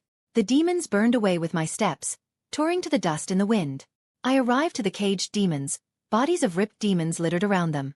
My dog dug into those corpses, chewing the twisted flesh, savoring the taste. I let the dog eat as I moved to the caged demons, unloading the slugs on each one, exorcising them. Log entry. Day 46, log 535. Few days had passed in my perspective. Terrain changing from red sand dunes to brunt volcanic rocks. Hot lava flowing through the veins. The climb was getting harder and harder, the terrain a challenge to be overcome, a trail to be surpassed. I had already spent at least a year in this hellhole, traversed the red desert for unknown distance. Guided up this eyeball compass wiggling in my hand, pointing towards the direction of Nightmare, the Lord of the Forbidden Zone. It wasn't exactly the most reassuring guide, but it was all I had. But my sixth senses says that I am getting close, an unease creeping under my skin. Even thought normally I would have ran away, considering that I was trying to meet with the Lord of the Forbidden Zone. My senses were as calm as a lake in winter, frozen cold. I had no idea why I don't fear a demon lord. Maybe I was strong enough to take him out. Log entry. Day 47, log 543. I have arrived at a standpoint, a chasm that stretched to the horizon, filled with unending darkness. Howls of horror and nightmare echoed of jagged wall of the chasm. Deep within the chasm, I could see a massive structure. An ancient, crumbling fortress carved into the side of the abyss. It radiated an aura of dread, a malevolent energy that would make one's hair stand up. Not for me though. This had to be the place. Nightmare's lair. I activated the hover booths and jumped towards the fortress. The walls of the chasm were lined with jagged spikes and the remains of those unfortunate enough to have fallen into this abyss. The closer I got, the more intense the aura of fear became, pressing down on me like a physical weight.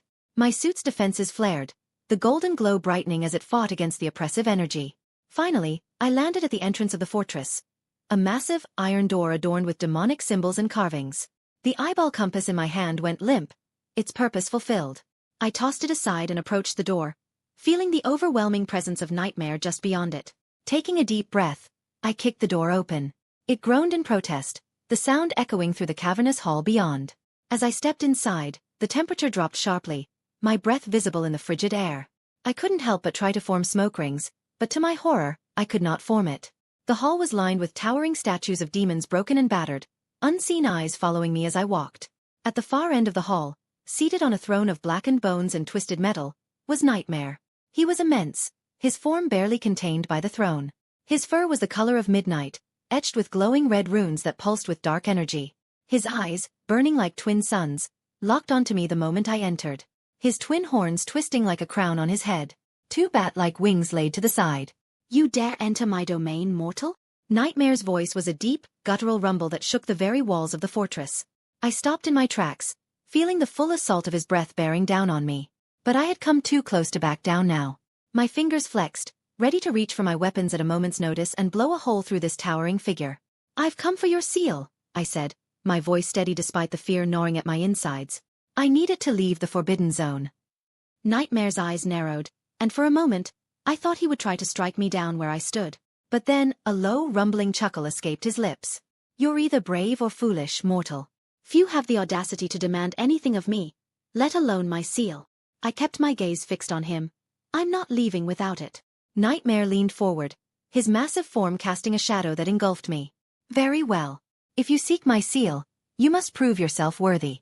Survive my trials, and I will grant you what you seek. Fail, and you will join the countless souls who have perished in this abyss." Without another word, the floor beneath me began to tremble. The stone cracked and split. But I stood in place, my hover boots still active. I looked to the Demon Lord, my eyes questioning his action. The Demon Lord looked flustered, not exactly confronted with a possible scenario. Seemed like none who came to him had failed to fall into his trap. This was probably the first. "Ahem. You need to complete the trial if you want the seal," the Demon Lord repeated. I folded my arms, raising a brow. The intensity in my eyes increased, as I calculated the move. But I had a strike of idea, even though an idea could not hurt me. "Okay, I will do your trail, but do you promise to keep the end of your deal?" I questioned. I need him to agree. "I shall," the demon agreed, not hiding his smugness. "He is definitely planning of stabbing me in the back." "The deal is done, demon, with God as our witness." I pulled the cross out and threw it towards him. The demon freaked as golden chains sprout from it and burrowing into the demon's heart. The deal was made. If I succeed, I would gain the seal to leave. If the demon were to cheat me, he is about to get exorcised. You! Peace out. I stopped hovering, flashing the brightest smile I could muster before falling into the darkness. Chapter 90. 90, Nightmare. My throat hummed, the spring breeze caressing my face. A deep breath burned my lungs no longer. The depressing smell of sulfur was no more. I glanced down at my hands, were small and thin like a child's. I am shorter too. I pulled at my t-shirt, the fabric rough with too much bleaching. The strings strained from the simplest of pull. I moved my toes, digging against the sand. The smell of rough grass tickled my nose. This is different than I imagined. I was more or less expecting a deathmatch with waves of demons and nightmarish creatures while traversing a dungeon filled with traps. But this trial seemed to bring me to the past. This place, this playground bring a sense of nostalgia. It's from the memory that I no longer remember. A part of me that I have forgotten. Zion, it's time for lunch. A voice, familiar, called me with sternness. I turned to the man who called me. He looked tall, his hair and eyes black. The man wore a priest robe while having a commanding aura. I could tell that he was someone I knew or had known. But nothing came to my mind. Stop looking like a lost cat and come in, he sternly commanded him. Okay, I answered. My body moved without much command, wearing the discarded slipper and walking towards the man. The steps were slow, filled with force as if I didn't want to follow him. The man waited patently for him, before he turned and walked in through the door. I stopped caring about the body being out of control and looked at the building that we were going into. It looked a bit old, a bit gothic, with a cross at the height of its roof. It too looked a bit worn down. This seemed to be a church. I followed the man through the door, the wooden door creaking with the movement. As I followed him further, I could hear the noise of children shouting, their muffled laughter. We arrive at a dining hall, arranged with long table and many children who were sitting and shouting. They all seem excited as they sat disorderly, acting like children they were. There were few older kids who were trying to clam them, while a priestess moved to straighten the disorderly children. Zion, go take seat, the man commanded before he turned to the children. Everyone be calm. His voice thundered, making the children silent as they sat squirming. I walked around the table, the gaze of the others stabbing me. They looked as if I am something dirty, something that didn't belong with them. I lowered my head, trying not to meet their gaze, and walked to the end of the table. As I climbed on the chair, the kid next to me pulled away, making sure that he was not near me. He gave a disgusted look as he covered his nose as if I smelled bad. Let us pray, the priest said, lowering his head with his eyes and bring his hands together. The children followed him, getting ready to pray. Our Father in heaven, hallowed be your name. Your kingdom come. Your will be done on earth as it is in heaven. Give us this day our daily bread. And forgive us of our debts, as we forgive our debtors. And do not lead us into temptation, but deliver us from the evil one. For yours is the kingdom and the power and the glory forever. Amen. Amen. The children's voice echoed of the peeling wallpaper and the water-stained ceiling. They then immediately dug into their food. White rice with vegetable curry. It was not the best of foods, but seeing the dilapidated place, this was more than welcomed. I ate the food silently while others chatted with their friends and enjoyed their meal. I could hear their whispers about me, calling me name, dirty monkey. I gripped the spoon tightly as I could, holding back my breath to stop the lump in my throat. These emotions were not mine. The pain and loneliness this kid was feeling were not mine. I could tell, even if this was a fragment of my memories, I was nothing but a ghost watching it. My emotions were detached, even the control were stripped of me like I was in a cut scene. I was just waiting for my turn to take control. But if this is how myself lived before, damn. He had a shitty childhood. I would have slapped that kid to kingdom come and showed who glorious the day it was. I will be the top dog of this orphanage, if that was not clear before. Now what is this trial? Should I just watch this without interfering? Or something messed up is going to happen and I need to do something good in a bad situation. Like hell I will, even if this trial is going to make me bad, I am going to end it all with a BAM. But I have zero knowledge on how to build back my weapons. Thank you for the meal. The kids finished their meals, the clattering of the utensils quieted, yet the waiting gazes of the children did not. The pastor nodded his head, dismissing the children. The younger one jumped from their seats, scattering like sparrows, their chattering filling the air again. The older ones remained, gathering the plates and utensils for cleaning. Not going to play Zion? A familiarly soft voice asked. I turned to meet the person with the voice, very undescriptive, I know. It was the priestess or sister. She looked down at me with a kind smile. I answered before sliding off the bench with the plate on my hand. I carried it to the back and washed the plate and the spoon I used before heading towards the furthest of back walls shadowed by the evening sun. The dense trees made the whole atmosphere creepy, added with the muddy ground, made the children doesn't seem to want to come. I walked through the dense trees and arrived at the back wall, where the wall had collapsed. I jumped through, leaving the compound. I circled around the church carefully before walking towards the town. As I walked towards the town, I could feel myself regaining senses. The soft breeze against my face, the warm sun streaking across my face, the feeling of my rough cloth scratching against my skin. I was finally able to breathe in deeply. The spring breeze tousled my hair, the scent of the fresh grass mixing with the distant smell of the town, a blend of earth, baked bread, and the faintest whiff of oil. This world felt more alive and the senses returned to my finger. I curled my fingers into a fist before releasing them with a long breath. I was back in control, the buttons under my thumb. I could feel myself alive, less suffocated than in that stale air in the church. I left the church into the town. It was quiet but not eerily. It was peaceful, people enjoying their time in their homes with their family. Some were out on their porch, reading paper as they enjoyed tea. I walked making sure to keep an eye on everything. I need to find a way to end this trial and get back my memory. I walked further through the graveled road, watching the closed stores. Here and there, I caught the glimpse of people in there. Those who met my eyes immediately turned their head, as if meeting my eye would invite trouble. Like I want to meet you idiots. I wandered around the town, leaving the gray sentinel filled with cutscene. Hey Zion, a young voice called. My head turned to the voice, both with and without my control. I am a curious person, okay? I want to see the person who would call me, especially as if he was meeting a friend unexpectedly. Those little mutts were really annoying, hurtful but also annoying. I just wanted to shove my fist into their face and make them eat shit. Hugh, I need to calm down and deal with the situation at hand. I looked at kid who called me. He looked at me with a stupid grin plastered on his face. He looked like an idiot. But I could feel a different emotion in my body. Joy, expectation. I scanned the kid again. He seemed to be the same age as me, but brighter, more colorful, living in a different world than me. I knew I would meet you today. He said those words smugly as he threw the ball towards me. I moved in instinct to catch it. I looked at the ball, patched and worn but still usable. I could tell that it was only few hits away from breaking. I looked back to him, my gaze carrying my question. The kid looked a bit surprised, before grinning again. He quickly moved few steps back. Come on, don't just hold on to it. Throw it back, he said as he made more distance. I complied and threw the ball back at him. The ball arced through the air, falling just short of the kid. The ball bounced once before he caught it. I turned, ready to leave. I need to find a way out of this hell. I didn't have time to play. Hey, where are you going? The kid shouted, before following me. Where are you going? I could hear his steps following me. I kept moving forward, wandering about. I turned in different corners randomly, walking around with no expectation.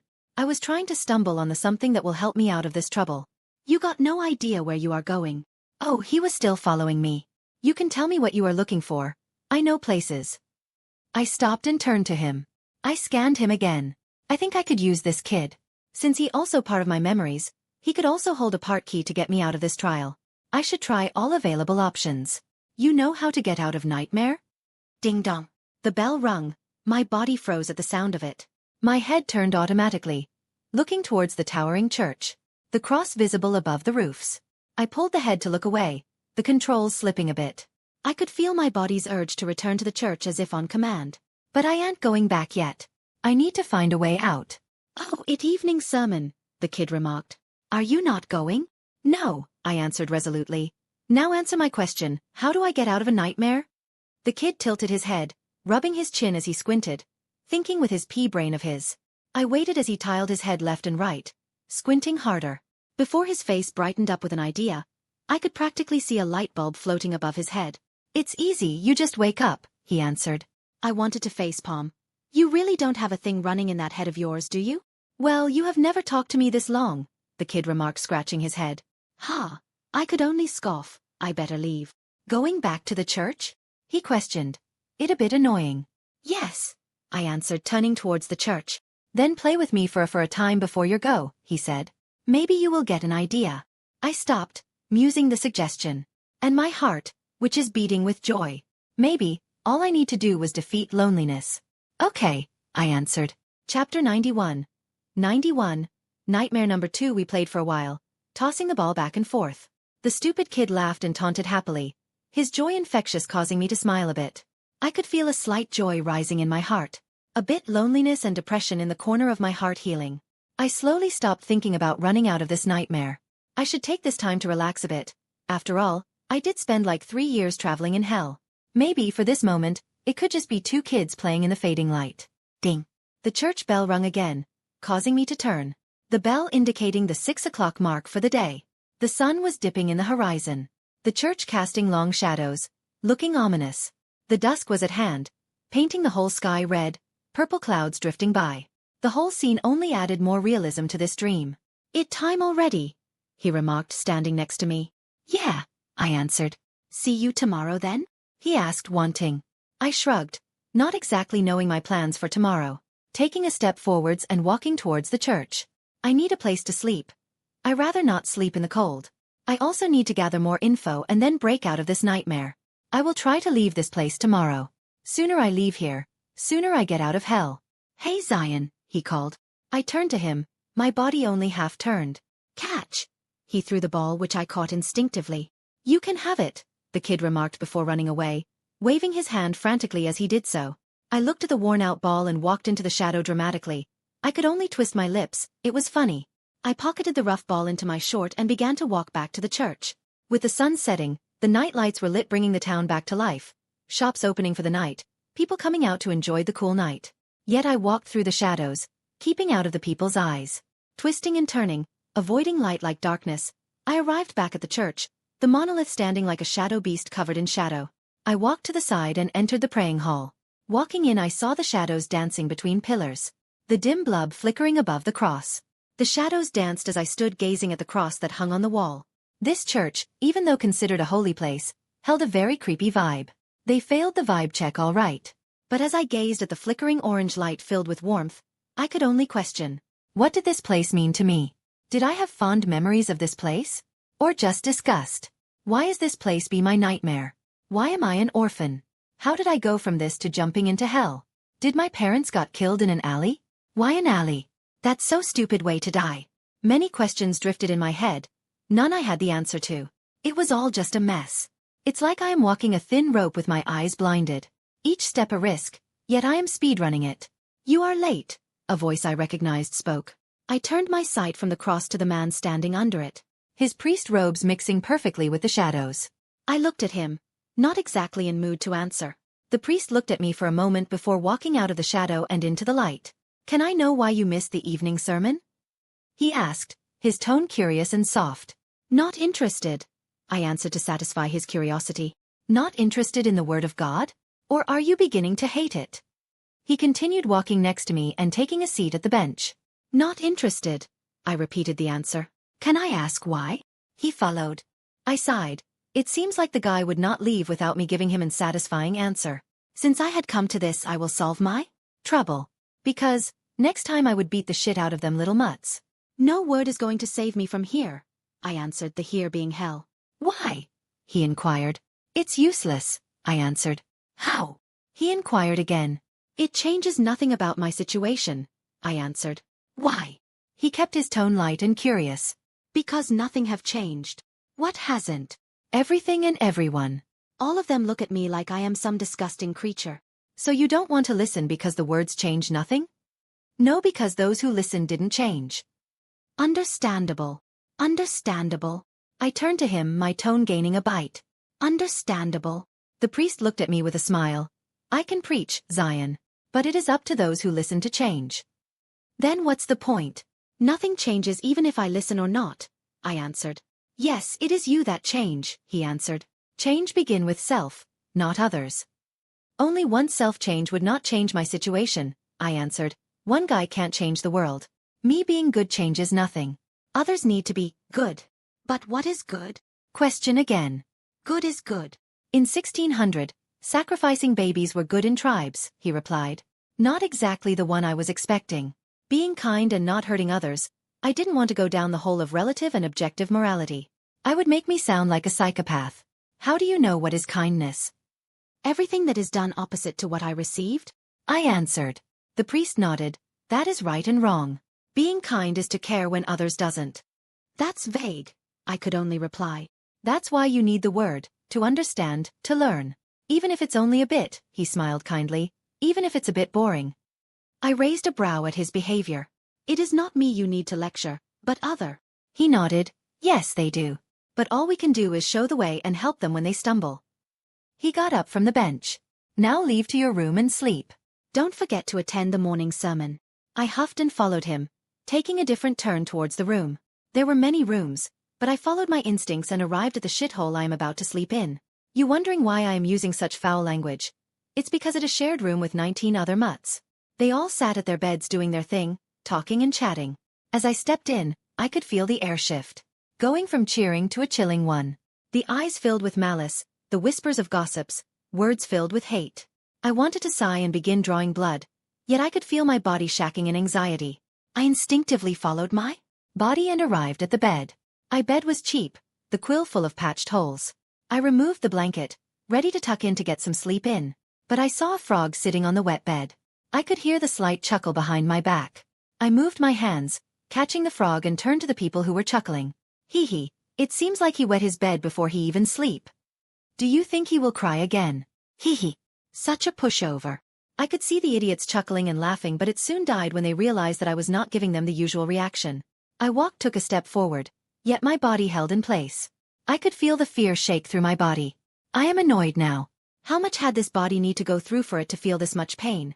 I closed my eyes and took a deep breath, letting my anger overwhelm the rising fear. Fuck them. I pounced at the kids. Fuck them kids.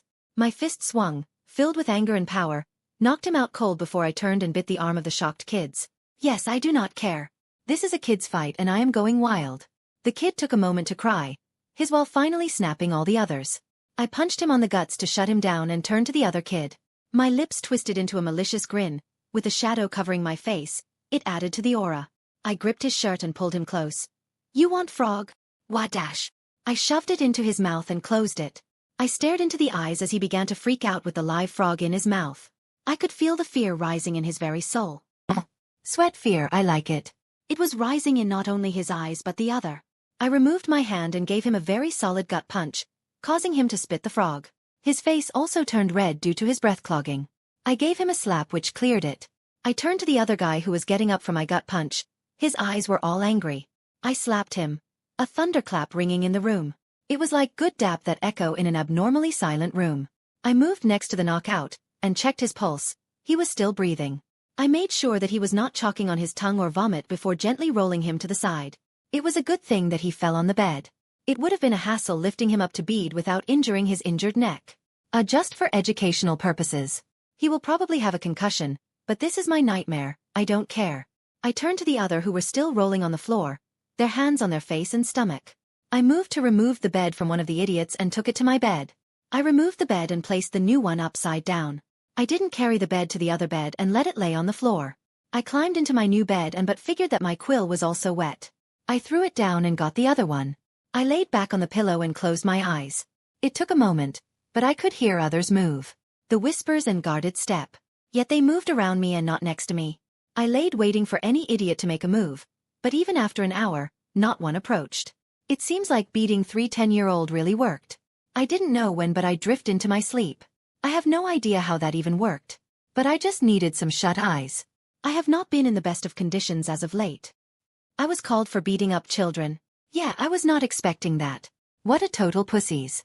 You did all that shit and I probably never spoke about it. So, I was standing in this poor image for an office with sister who was holding those 3 shits and the one I knocked out supported on the neck. It seems like he has a neck strain with a minor concussion. As for the other 2, only the mark of my hand on their faces. Nothing much. Zion, can I ask why you beat them? Pastor asked patently, but I could tell he was stressing. I am going to add to it, I just felt like it. You felt like it? The sister sounded baffled. We told you, he just jumped at us and stated beating us. Sob, they let some crocodile tears. I think it's called crocodile tears because reptiles don't cry? Don't know the origin story. Zion, I will ask you again, why did you hit them? He asked again patiently. I am on this ice but I am thick-skinned. They got a punchable face, I answered. Zion, not only are you acting unruly but also disrespectful, sister said her part. I couldn't care less. It was fucking morning. Am I done? Ha ha, the priest sighed a long one, before he looked at me in the eye and gave him a verdict. You can leave, Zion. Pastor, we got to punish him. Sister again spoke her line. Pastor raised his hand, stopping her. He then turned to the kids. Zion, you can leave. See ya later then, I walked out, leaving them to deal with shit. I don't care, I need to see what's outside of this town. Chapter 92. 92. Ending Nightmare. I walked out of the church. The gravel crunched beneath my feet, each step an echo in the silence. The morning sun rained down in all its glory, the cloudless blue sky stretching far into the horizon. The playground was empty and abandoned. The children were inside, attending their makeshift classes in the orphanage school.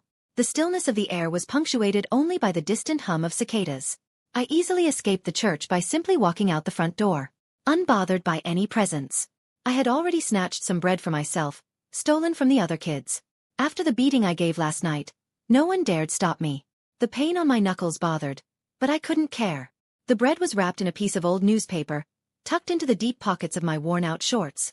It wasn't much, but it would last me a few miles at least. I can learn to survive on scraps. I wandered into the town, my figure attracting many eyes. The streets were far more crowded than before, with people bustling about, heading to work or running errands. The air was thick with the smell of fried food and exhaust fumes. Morning rush, I guessed. I veered off the main road, taking an alley that ran parallel to it. I shifted through the shadows, sticking close to the walls to avoid the wandering eyes of strangers. I had no desire to be noticed, especially not now. I kept near the main road, knowing it would lead me straight out of town. I needed to get away from this place that smelled of despair and rot. I got to leave my past behind and learn of ways to get out of this nightmare. Turning a corner, I prepared to cross the street to continue my escape. But then I froze. Standing there, right in front of me, was someone I hadn't expected to see. A small kid with tousled brown hair and a grin that was too big for his face. The stupid grin widened even more when he spotted me. I stepped back, instinctively sinking into the darkness and pulling back into the alley. "Hey, Zion!" he shouted, his voice annoyingly bright, piercing through the dreariness of the alley. "Wanna play with us?" I pulled back further into the alley. I'd already noticed his friends, their change of expression when they heard my name. My stomach twisted with annoyance. I didn't want to be dragged into his games or meet his friends. I need to escape, but I knew avoiding him was pointless. I could hear his footsteps speeding up, echoing off the narrow alley walls. "Come on, it'll be fun," he said, bursting into the alley, grabbing my arm with surprising strength. He dragged me with him, pulling me toward whatever nonsense game he had planned. I tried to yank my arm away, but his grip was like iron. There was no escaping this. He dragged me back to his group, and before I knew it, I was reluctantly thrust into their stupid game. The other kids kept their distance from me, their eyes wary and filled with contempt. But he didn't care. He just wanted to play to have fun, and for some reason he wanted me there too. He didn't care that the others looked at me like I was diseased. He didn't care that I didn't speak much, or at all. He just wanted to be my friend. But friendship was a weakness. It was a chain that would tie me down, a shackle that would bound me to this nightmare. I needed to get out of this nightmare. But I couldn't escape him, or his stupid persistence. The game dragged on for hours, a mindless bout of hide-and-seek in the edge of the town, among abandoned buildings and broken fences. I was forced to play, forced to endure their laughter and chatter. Finally, they tired out and we ended up back in the common room in one of the abandoned houses. A bleak space with gray walls, gray floors, gray everything. I sat by the window, staring out at the fading sunlight. The other kids kept to the opposite side of the room, whispering among themselves. He plopped down next to me, his annoying presence a constant. "You know, you're not so bad, Zion," he said, nudging my shoulder. His voice was soft, almost kind. "Just gotta let people in a bit, that's all." I didn't reply. He just kept smiling, like an idiot. And for a moment, I thought it was okay. It was fine to rest. I almost let myself think that maybe, just maybe, this wasn't so bad either. But then I remembered why I was here. Why I need to get out. And the weird thought vanished like smoke. Suddenly, the air around me shifted. It grew colder, heavier, almost suffocating. I felt myself being pulled into something. A vortex of shadows and whispers. The world around me blurred, and when it came back into focus, I was somewhere else entirely. A narrow alley, its walls lined with rusted metal sheets and worn-out bricks. It was night now, and everything was cast in shades of gray and black. Ahead of me stood a crooked two-story building that seemed ready to collapse under its own weight. The broken windows and peeling paint gave it the appearance of an abandoned factory, but I knew better. A chill ran down my spine. This place, this moment, it was all too familiar. Like a nightmare I hadn't visited in years. I took a step forward, gravel crunching beneath my feet, and found myself inside. The floorboards creaked with every step, the air thick with an oppressive weight. It was as if the walls themselves were whispering secrets I couldn't quite hear. The shadows flickered in and out of view, like distant memories. I could hear muffled laughter, hushed voices, but they were behind a veil, distant, unreachable. And then, another shift. Time blurred again and the color drained from my vision. I was in the back alley of the orphanage now. It was darker here, the shadows deeper, more suffocating. The laughter was gone, replaced by an eerie, haunting silence. My heart pounded in my chest, a sinking feeling settling in my gut. And then I saw him. The kid lay on the ground, motionless. His face was too pale, his eyes wide open, staring blankly into the night. Blood pooled around his head, dark and thick, the only color left in this world. It socked the dirt in red. "Mark!" I called out, my voice barely more than a whisper. My feet were rooted to the spot. No response. I took a shaky step closer, my breath catching in my throat. "Mark!" Still nothing. My mind spun in circles. This couldn't be real. This wasn't happening. But it felt real. Too real. I took few more shaky steps, approaching closer. I reached out with trembling hands, touching his shoulder. His skin was cold, too cold. I reached my hands to his neck, the action taking all my will as I screamed my body to move. Then I heard them, the voices. Whispers growing louder, more insistent, like a rising tide. "He did it. Taiti was Zion. He killed him." I spun around and there they were, the other kids. Their faces twisted with fear, anger, disgust. They looked at me like I was a monster. A killer. "No," I muttered, backing away. I didn't do this." The voice and actions were out of my control, but their eyes bored into me, filled with accusation and contempt. They saw what they wanted to see. A monster and a prey to be trampled. I was an easy target. The perfect scapegoat. "He always hated him," one of them whispered. "He never wanted a friend," another added, his voice venomous. I stood my ground, forcing my legs, my heart pounding louder and louder in my ears. The walls seemed to close in, the shadows stretching and warping around me. I could feel the weight of their stares, their silent condemnation. I tried to speak, to explain, to deny it, but the words were stuck in my throat. The whispers grew louder, more vicious. "Monster. Killer. Freak." My will waned. I fell to my knees beside Mark's body, the world around me spiraling out of control. My hands were stained with his blood. My head was filled with their voices, their hatred. I wanted to scream, to run, to disappear. Then, the shadows began to twist and stretch, pulling me deeper into the darkness.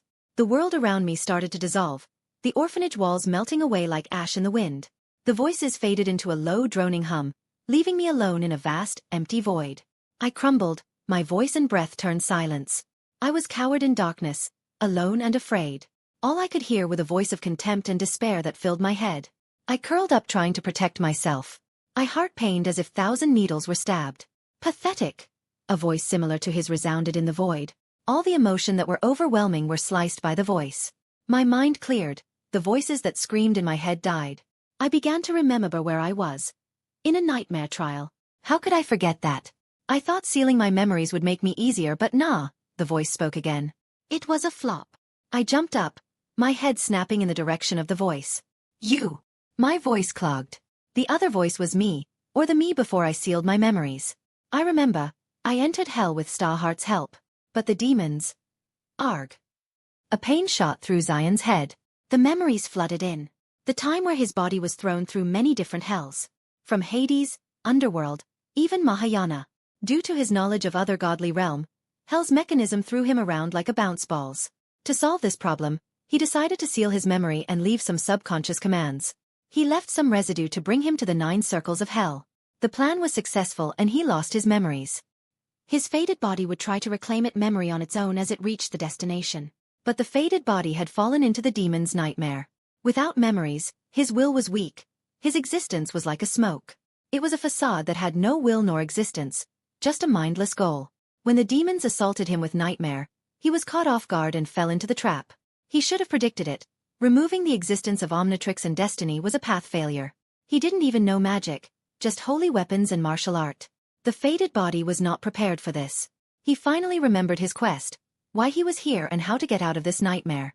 If his backup protocol to unseal his memories were not activated, his fated version would have shackled here. As Zion gained all his memories back, his other self vanished as if completed his purpose. His childish self vanished from the darkness, leaving old Zion standing alone. The darkness crawled up his legs, reaching up to his throat. As the shadow crawled to his face, his uttered the words that would take him out of this nightmare. The Lord is my light and my salvation. Whom shall I fear? The Lord is the stronghold of my life. Of whom shall I be afraid? Even in this darkness, I won't let fear control me. He is my strength, and I will not be shaken. The words rippled out of the Zion's mouth and into the darkness around him. The darkness began to crack, the golden lines extending his body from his body. The cracks expanded further and further, until gold replaced the darkness. Even if I say, surely the darkness will hide me, even the darkness is not dark to him. The night shines like the day. I can't hide, and I won't. His light will find me, and I will find my way back. Zion uttered the words and opened his eyes, watching as a flaming sword tear through as a man with glazing golden hair and magnificat wings descended. Michael took you long enough, Zion spoke as he smiled. Chapter 93. 93, Knocking Door. Michael, you're late. Zion spoke as he gazed at the descending archangel, Michael Demiurgos, the one who ended the war in heaven, the one who carried the power of Yahweh himself, the guardian of Eden and the keeper of the flaming sword. He was known by many names, but he was also the twin of Lucifer Morningstar. The brightest of them all, he carried an aura like the first light piercing through darkness. His golden hair blazed like the sun, his divine armor shone brilliantly, and his white wings radiated purity. He was unblemished by the abyss, his light driving away the shadows. He landed before Zion, illuminating the area around them. Zion could see the countless corpses littering the ground. Bones crunched beneath his feet as Michael's cold eyes surveyed the carcasses surrounding them. Hell was not his favored destination. The angel stood ahead above Zion, forcing him to look up. Zion could finally see his face amidst the brilliance, a creature so perfect. Zion knew that angels didn't particularly like his kind. They don't like humans, but his they don't see eye to eye. Zion's eyes drifted elsewhere, to the flaming sword. A weapon of unlimited power, the first flames of heaven. A perfect blade with an unquenchable fire. In hell, it would be the ultimate executioner. With that weapon in hand, he could accomplish anything. Even fighting Trigon would be an easy feat. He would finally achieve the level of Doom Slayer. All of hell would fear him. As he thought about all that he could do, he couldn't help but drool. He needed the blade. Michael, can I? No, Michael answered before he could even finish. His eyes filled with coldness. Zion felt stumped, but he was greedy. I haven't she. I shall not hand you the sword, Michael elaborated, leaving no room for negotiation. But Zion was not one to give up. Can I at least borrow it? Only in hell. If it wasn't impossible to steal it from Michael, and if he were allowed in heaven, he would have tried to steal it already. If he wanted it, he would have to wait for it to end up on Earth. It's a long way to go, and he wanted it now. Zion licked his lips and averted his eyes from the tempting weapon. I shan't, Michael rejected again. Come on, lend this little brother a hand. I need to fight Trigon, and you know how strong he is, Zion pleaded, making puppy eyes. He wasn't planning on returning the blade either. Remember, he also had the orange light. I shall not hand you the blade, soul-boned. Michael was serious, addressing him by the title.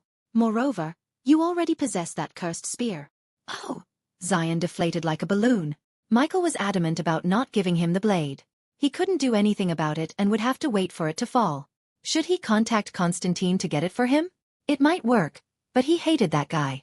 Constantine brought trouble wherever he went. Zion shook the thought out of his mind. He didn't want to deal with him. He might accidentally kill the guy because he annoyed him. You're still sour about it, huh?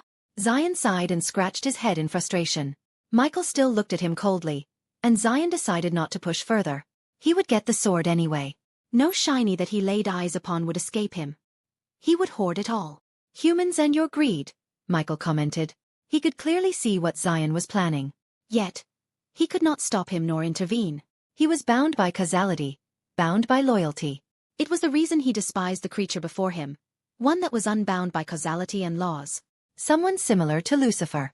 Well, thanks for the help, I guess. Zion extended a hand. Michael looked at his hand and turned away, opening his wings as he prepared to fly off. He turned his head slightly towards Zion. Consider the debt paid, soul-boned. Yeah, Zion answered. "Oh, tell Elaine I said hello." Michael didn't answer and flew away. He vanished from Zion's sight instantly. Seeing that Michael was still grumpy, Zion just shrugged and turned to the Omnitrix. The beeping light showed that it had completed its scan. Zion smiled and grazed his fingers on the faceplate. The core ejected. "Thanks for the form, Michael." Zion grinned as he slammed down on the Omnitrix. A golden light instantly enveloped him. The light didn't stop with just covering him. It began to expand, filling the entire abyss. The sound of crunching carcasses and the divinity filled hell. Nightmare, who had just had the shock of his life when he sensed Michael breaking his curse, felt the wave of divinity. His body felt as if it were dipped in hot water. His fur began to burn, and his eyes reddened. He moved for the first time in millennia, his body expanding as he broke out of his castle. His bat-like wings stretched through the rubble, his form casting a shadow through the dust. His eyes locked onto the source of the divinity, the very abyss into which he had thrown so many souls. What is an angel doing here? That question filled his mind. Meanwhile, Michael, who was back in the Silver City, felt the change. His eyes turned toward hell.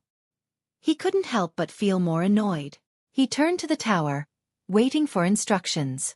Yet the voice of God remained silent. Michael closed his eyes and turned away from hell. The divinity began to condense, returning to its source. The light condensed, leaving behind Zion's new god form. In his new form, he stood 8 feet tall with copper skin covered in golden runes.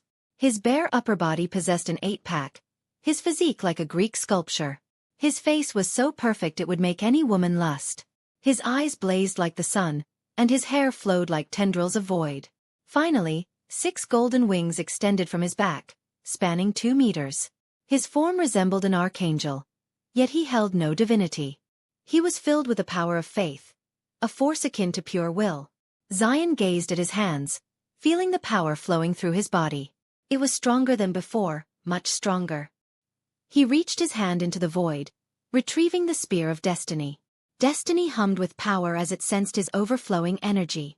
She could tell the transformation was nearing the power of a cosmic force. It had surpassed the power of quintessence. Zion turned his head to the fleeing demon. Nightmare was intelligent enough to blitz after recognizing that his opponent was far too powerful. A twisted grin surfaced on Zion's lips as his wings moved, instantly carrying him before the goat demon. He floated in the air, his 6 wings like a golden sun against the red sky. Nightmare came to an immediate halt when he noticed the angel appear before him. "Nightmare, running away is not good," Zion spoke, his voice booming so loudly it pushed Nightmare back. "What do you want?" Nightmare asked, his voice trembling as he sought a way out of death.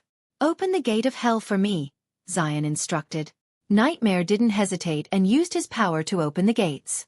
Zion gazed through, seeing the multitudes of tormented souls, the circles and rings reaching into the unknown. The 9 rings of hell were visible to him. He looked at Nightmare and moved, crossing the gate. Nightmare sighed as he watched Zion disappear. He felt like he had just escaped death. He didn't wait and began to close the gate. He didn't want to see him again. He exhaled in relief as he watched the gate close. "Hee, you think I would forget?" Zion's head popped out just as the gate was closing. Nightmare freaked out and stepped back in fear. Zion smiled mischievously and threw a holy grenade filled with white light and his will. Nightmare's eyes widened as he saw the small grenade roll toward him. He freaked out and quickly opened his wings, flapping with all his strength. The massive demon flew away from the small grenade with all his might. Gaining some distance, he turned to see the gate close and the grenade explode. However, the explosion didn't contain anything holy, just party poppers and a banner that read, "Gotcha." Seeing this, Nightmare felt utterly indignant, screaming at the top of his lungs. His rage-filled scream echoed through the Forbidden Zone. The demons and monsters near the abyss scattered as they felt the wrath of the Lord of the Forbidden Zone. On the other side, Zion floated above the rings of hell, gazing at those below his feet. With his new transformation, his vision had gained a new dimension. He could see beyond reality and gaze at the unseen. He could see all of hell and the gate to Trigon's realm. It was located at the 6th ring. Normally, he would have to complete the trials and overcome temptations to traverse the rings. But if he were to do that, he would be spending too much time here. Crossing the circles would also involve dealing with the demon lords in charge of them, which entailed a lot of talking and fighting. Then there was a shortcut. Zion released destiny from his hands. She began to expand, her size increasing 100-fold. The black spear, the size of a heavenly pillar, loomed over the circles of hell, aimed straight at Trigon's door. Knock, knock, MF. The spear ignited with multicolored flames, and he brought it down with a force strong enough to destroy a planet. The flames pierced the rings like butter. Hell quaked as the spear tore through it and buried itself into the gate. Next moment the flames surged forth, destroying the gates. The flames continued until they flooded the realm, scorching all demons who came in contact with it. The spear with no obstacle to stop its momentum drive further, breaking through Trigon's realm as it plunged further and further until it reached its core. Zion floated through the fire, approaching the giant gate to Trigon's realm. A giant flaming head appeared with 6 red eyes glaring at him. The fear of billions of lives lay behind those eyes, enough to drive any mortal to madness. Trigon, I have come to bargain. Zion's voice boomed across all hell, a direct challenge to the evil god and all his minions. Chapter 94. 94. Trigon. Sorry for the delay. I am on a trip. Monday might be a bit late too. Forgive me for the late updates, guys and girls. Trigon, I have come to bargain. The words resounded across hell and Trigon's kingdom. Trigon raised his head, meeting the eyes of the creature that dared to intrude into his realm. He could recognize the creature, the radiant wings that glowed brightly against the crimson sky, the divine power flooding hell, dominating against all evil. This creature was something that stood against what he was. This creature was good. Yet the eyes that gazed at him as if he was an insect, the wild grin of a frenzied beast. The very aura that radiated from the creature was similar to his. One that fought only to satisfy its boredom. One that saw destruction as pure joy. Its eye held no fear towards him. All creatures, including those that called themselves his creature, feared him. They all feared the evil. In the many universe he conquered, some fought him courageously, some covered in fear begging for mercy. Yet they all feared him, never quenching his thirst. Eons of conquest, of pure destruction. His thirst for evil has never quenched once. All of it became nothing but a chore. Yet the creature dared to barge into his kingdom. The very courage to stand against him excited him, his blood pumping. It'd been many centuries since he had seen that gaze. The very challenge boiled his blood. This brought a new sensation to his never-ending thirst. His lust for violence flared as this was something he lacked in the recent millennia. An opponent to face. One that would not fear him, one that would not kneel, one that would not surrender. One that he would enjoy breaking. How he had forgotten this exhilarating feeling of lust. The creature grinned, pointing its fingers and asking him to come. Such arrogance to provoke him. Trigon decided to answer, instantly arriving before the creature.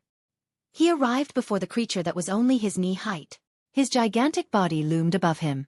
He enjoyed looking down on his prey. The creature tilted its head, smiling. It extended its arms out, summoning back its weapons.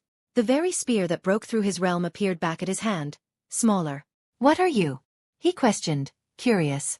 The creature dubbing itself? Answered. Name him. Zion gazed at the giant before him. However, he could care less about Trigon now. He had already found what he came here for. The little girl chained in darkness. Trigon was trying to erase her good by amplifying her evil. But to reach her, he would have to beat the greatest evil in the multiverse. He had already given a beating to destruction, Darkseid, while being magic. It should be easy as he was now physically an archangel. Anyhow, he need to be nice. Hand over Raven or die, he asked nicely. Trigon answered Zion with his fists. The punch defied all conservation of law and instantly arrived before him. Zion responded to the punch by slightly lifting his spear, halting the fist dead in its tracks. Seeing his punch being stopped in an instant, Trigon grinned in ecstasy. He hadn't met a challenge in years. He raised his other fist and punched out, placing his full force behind that punch. The fist ablaze with hellfire. Zion sensed the power behind the punch and took a step behind, leaving a projection and arrived 100 meters away from Trigon. He watched as the projection turned to ash under the hellfire. Trigon turned to him with blazing eyes, shooting 2 pillars of flames. Zion conjured a fire extinguisher to combat the hell flames. The flames continued for a moment more, yet they could not reach Zion and his fire extinguisher. The hellfire, which could normally melt souls, fizzled out with a hiss. Zion grinned, giving the extinguisher a little shake before tossing it aside. Trigon, noticing that his attacks have been of no effect, roared. A powerful shockwave rippled across hell. Trigon's form began to grow, casting a shadow on hell. his 6 eyes ablaze, flames erupting from the cracks of his skin. Zion didn't just watch his transformation occur as he pointed his spear at the devil. At the tip of destiny, power began to gather at a singularity. The full force of the rage, fear, greed and sorrow, absorbed from the hell below. The light surged with black flames of death as it condensed into a singular point. Trigon completed his transformation, his figure now gigantic. Zion was like an ant compared to the Titan. Yet he kept the destiny pointed towards him. Roar! He let another roar, now in full form and power.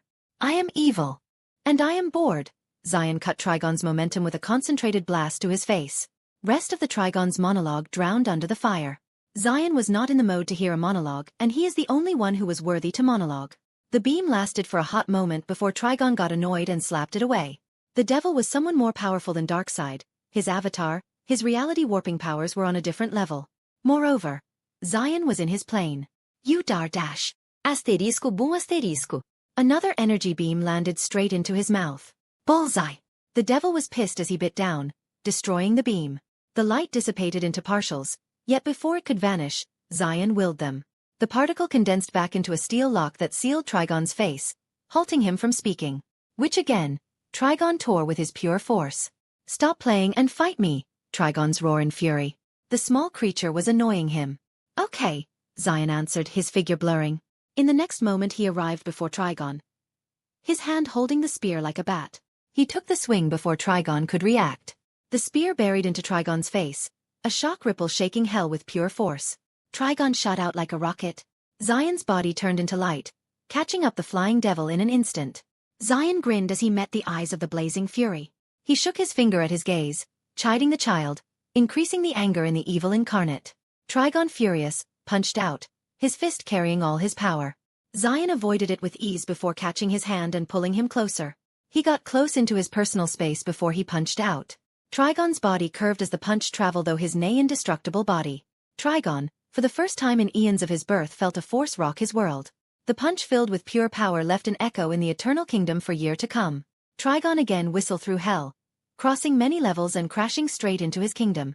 His body dug into the ground. The shock from his impact cracked the already damaged foundation of his castle. Zion waited. Trigon climbed out of the ground, his massive figure emerging with little to no damage to his body. Trigon looked pissed to all hell. His 6 eyes now blazed even more as his energy grew more and more. He was finally getting serious. Yet Zion just snorted, flipping his spear over his shoulder casually. You know, I have been preparing for this fight for a while now. Zion spoke his mind. Yet, I am deeply disappointed. Zion slashed his spear forward, a single fluid motion. The blade cut through concept space and time, reaching Trigon in an instant. Trigon in his massive form barely had time to react as the edge of the spear cleaved through his cheek, golden light sizzling against his demonic flesh. A deep gash appeared across his face, blood spilling out. The devil was surprised, his hand to touch his burning cheeks. Molten blood wet his fingers. In eons, this was the first time he had bled. His fury only increased more. He roared again, sending a shockwave that sent his troops tumbling down. Zion saw his antics, changed Destiny's form. It changed from a black spear to gauntlets that extended to his shoulders. The black gauntlets fused with his fists as the golden ruin on his body integrated into them. He was now ready to pummel the devil. Zion didn't wait for Trigon to attack as he plunged down into hell. His wing radiant as his form turned to nothing but lightning.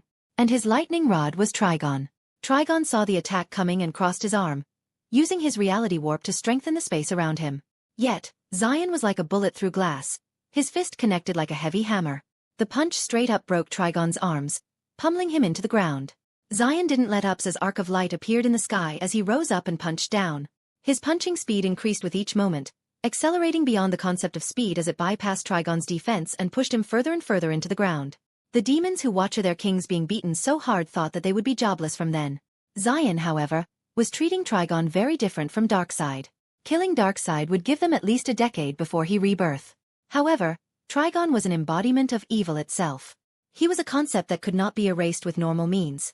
Even this beating level of beating would only take a moment for him to recover. So, Zion pulled no punches and gave Trigon all his fury. His annoyance at the memories from the nightmare. He took out all his frustration on Trigon. Trigon tired to use his power to escape, but each of Zion's punches halted his powers. His reality alteration halted, his mana froze, even his aura was being sliced. Thank you, Trigon, Zion commented, his fist still burying Trigon deeper. "Thank you for being my punching bag." He gave a punch that was accelerated to its limit. The ground crumbled as they came through the other side of Trigon's kindgum. Trigon's face was covered in blood, his flesh sizzling due to divinity. Zion stopped his attack and he summoned Destiny into a different form. Spirit Spear Chastiful, 4th form. Sunflower. A multicolored sunflower bloomed in hell. Its brightness like the new dawn. Its 100 petals were a beauty that was not found in hell. Its brightness gave new light to Trigon's kingdom. Yet Trigon was not feeling none of it. The power that was gathered by the flower was enough to blow a hole through creation. Trigon summoned all his power, hardening space and freezing time. He used his reality warping to the limit. His dark aura covered him like an armor. He also gathered his powers into his eyes. He would fight against the beam that would try to destroy him. Zion didn't care as he added his divinity into the fray and blasted. The beam instantly swallowed Trigon, its power burning every molecule of his body to nothing.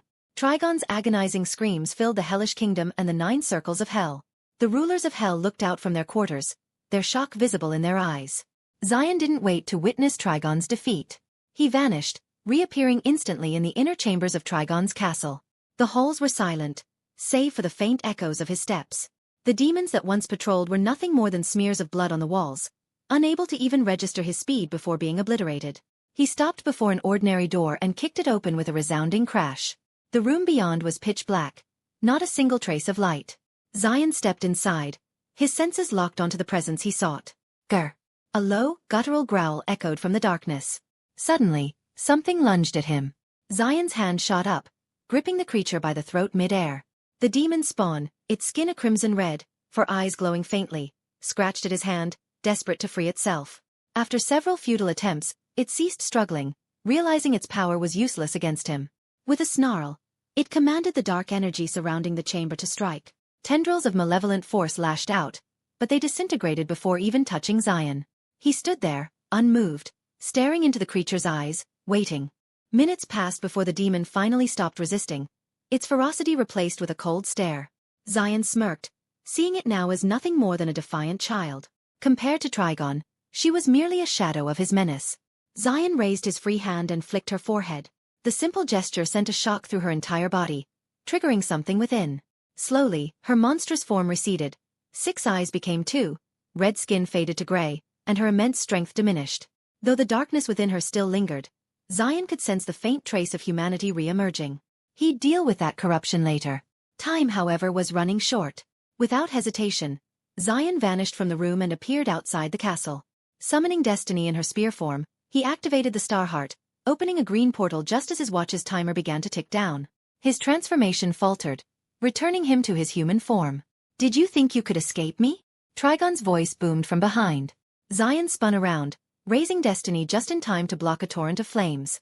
His concentration broke, and the portal behind him flickered and snapped shut. "Destiny, connect to Kara." "Kara Zor-El," he commanded, barely able to keep the inferno at bay. But before he could react, the spawn in his grasp struck. A black raven exploded from her chest, diving straight into his soul. Zion's concentration shattered, and the protective shield around him fell. Trigon's flames surged forward, engulfing him. With the last ounce of his strength, he encased the demon spawn in a cocoon of energy, as Destiny finished closing the portal behind him. In the next instant, Zion was thrown out of hell, hurled through the collapsing green portal. Kara raised an eyebrow. "Quiet literally and figuratively." Zion answered, his voice weak. Kara wanted to question his answer, but she remembered the horrendous creature in a fiery pit, the millions of souls that cried in agony, and the eye of the demon filled with lust for violence. She still felt goosebumps as she remembered it. She had seen many things since she stepped foot on this planet, from a changeling to God, but demons irked her senses. It was a repulsion and disgust. Since she got her answer, she turned to the other bed where the child was sleeping. Her face held a frown. Groans of pain escaped her lips. "The kid seems to be in pain," but Kara didn't move to check on her. The kid was brought from hell by Zion. Not exactly the trusting. ****. Zion flipped aside, vomiting black substance all on the ground. The black viscous liquid splat everywhere. Kara immediately took a step back, covering her nose from the foul smell that emanated. The black substance had the scent of decay and death. It was as if something was ding in the room. Kara turned her focus to the origin of the substance. Her sight looked beyond the cover. The sight made her frown as she could see black spreading through Zion's veins. The black substance was his decaying blood. The black blood infected every one of his organ, slowly killing them. She could see Zion's immune system and the nanites try to stop the spreading, only for them to be unable. Only Zion's heart and brain remained unaffected. His whole defense was at full power to protect his vital organs. Yet it would fail soon. "You are dying," Kara stated, her voice not changing a color. Zion coughed a few times and wiped his mouth clean. No. He could feel his death approaching. His senses were getting duller and duller. He was already losing sensation on his fingers and he couldn't even smell the foul smell that permeated the medbay. Trigon's final attack was not just hellflames, but mix of evil curses. He shouldn't have let his guard down with Raven. The demon spawn is still demon. It was fine, the final attack had aimed for his soul. A soulbound soul is indestructible. But his body was in a dire state. He need to heal his body ASAP. Being a soulbound came with many advantage. Knowledge of millions, skills of the masters, power beyond imagination, and etc. Yet unlike others, his weakness came in the form of physical body. Reason for the presence of Omnitrix. To cover his weakness. He could be considered the opposite to Kara, who was physically indestructible. However, his worry was that he wouldn't be physical enough to punch people. He was chill with floating around as a soul and going the wall are all cool, but they were not his style. DC already have one dead man. Zion sighed and turned to Kara. "Seems like I won't be around to ask you out on that date. It was nice working with you. You have a way to heal yourself." Kara folded her arms. She was not buying Zion's dying BS. Zion was dumb enough to jump into hell, but he was not dumb enough to not have a way to save himself. And if he was dying, his weird watch should do something. "Aya, can't you be a little more sympathetic?"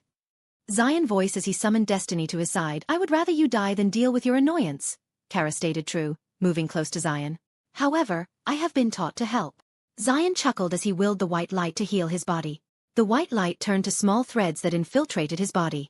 The threads divided further and further until they were only thick as an atom. The threads then began to weave themselves into his organs. His black organs slowly turned white as white light revived them.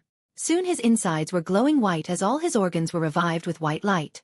The spreading curse could do nothing against his new empowered organs. His heart pumped with strength as it looked at his liver. "Hey, Liv, are you cleaning the curse from his blood?"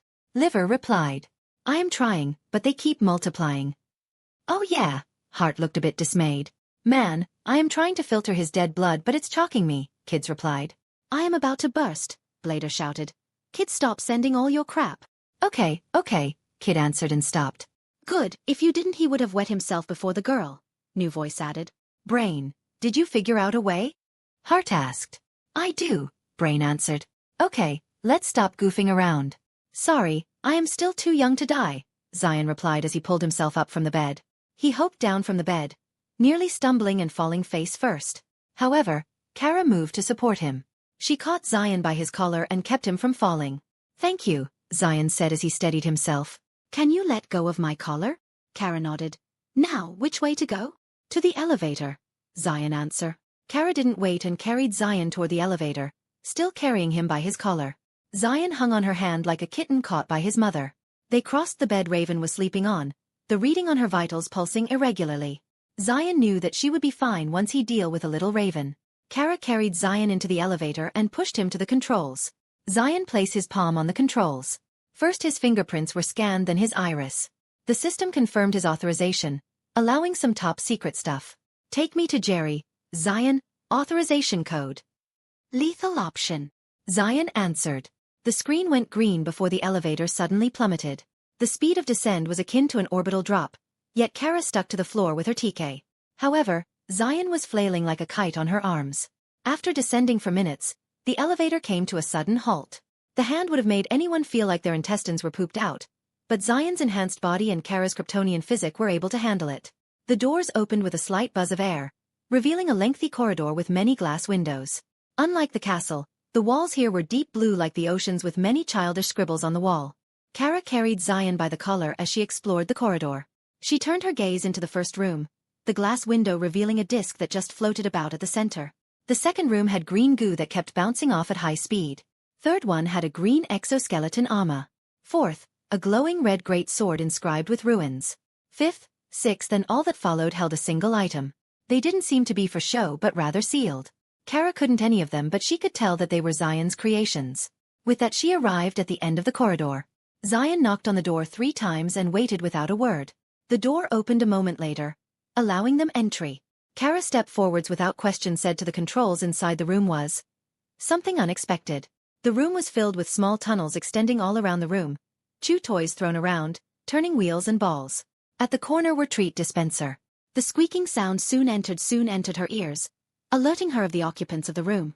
Mice of different color looked out from their hole and gazed at her. Their eyes seemed intelligent as they seemed to analyze something as they looked at her. Kara was clearly unnerved by the tiny creature that looked at her without fear. "Hey guys!" Zion waved his hands. The mice began to squeak all round before they seemed to calm down. Soon, one small mouse walked forwards and stood on its 2 legs. Zion looked at the mouse and pulled out a small treat from his pocket and offered it to the mice. "Buddy, where is Jerry?" Zion asked the question, only after the mouse accepted the treat. The mouse squeaked before pulling the treat away. The other mice also vanished with the mouse that was carried the treat. Kara, watching all these, was profoundly unnerved and turned to Zion for answers. "What did you do?" Zion shrugged. "I didn't do anything." "Really?" Kara was infuriated. "The rats were intelligent and you are telling me that you got no hand in it. And what was that offering?" Zion scratched his cheeks, thinking how to answer. "Well, I might have hand in the growth of their intelligence, but I wasn't the one." "Because it was I who gave them intelligence," another voice answered. Kara, who was already on alert, snapped to the voice, yet she could not have expected what she was to see. A flying mouse the size of her palm, its fur glowing blue. On its chest was a black tattoo of hydrogen atom. That rat was floating on the air as it gazed at her and Zion. Kara's senses were very attuned as she could sense that this rat was not to be trifled with.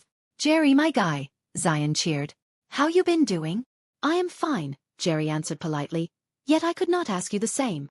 Zion chuckled. "Yeah, I know, right?" Jerry nodded. "What would you like me to do?" "You know what," Zion answered in cryptic. Then Zion turned to dust and the Omnitrix fell to the ground with a cling. Kara turned to her hand, which was still in the holding position, but Zion was now dust on the air. She could see his atoms floating about. His body was turned to dust faster than she could ever react, and Zion was gone. Kara strained her neck towards Jerry. The mouse just floated in air without any kind of expression. Kara, however, decided not to react. From the conversation, Zion knew this would happen to him. "What did you do?" she questioned. "His body was already far gone," Jerry answered monotonously. Kara then saw Zion appear again, his body fully reconstructing atom by atom. The process was instantaneous. But Zion only looked human from the outside. His insides were different. "He would survive," Jerry spoke. Zion's brain was evolved. His neurons were firing in an accelerated phase. They were evolving as they received more data. His bone and muscles were similar to hers, dense and compact. He now had 2 ears. His lungs were larger and more efficient in processing oxygen. His RBC was bigger and thicker, while WHC were like aliens skimming through space. Zion's body was no longer human. He has evolved. He then floated down to the floor and laid unmoving. Kara could see his heart beating and his brains firing. Confirming his changes, she turned to the floating rat. "What are you?" she questioned. She was guarded against everything Zion created. "I am Jerry Manhattan," he answered. "Sorry for the late update. And I got a question ad with a profound realization. You know stories like Wistoria, Wand and Sword, Kaiju number 8, where the MC who is weak is trying to become stronger and climb the hierarchy to keep the promise with his childhood friend. So, I try to put myself in the situation and I was like, what the? I mean, why should I have to go through hell and back, become so strong to climb the freaking tower when you're already freaking strong? Mate, it not like I don't want to see you, but you could step down from your pedestal and meet poor me down here. Kalfa from Kaiju number 8 is a good example. Bro is just an average guy. He failed the test to become one of the troop member while his childhood friend joined and became a commander. She could literally come to see him, but nah. Then she calls him a liar. The only reason he got into the troop because of plot. Okay, but now change the gender. Can you see yourself reading a story where the man is waiting at the top for the FMC to climb up? Like watch her go through hell and get together with him. People would be pissed saying that he didn't deserve her. He didn't come down to take her away. It's so BS. I am just saying how hard it is to imagine, and yes, I am a coward and a poor man.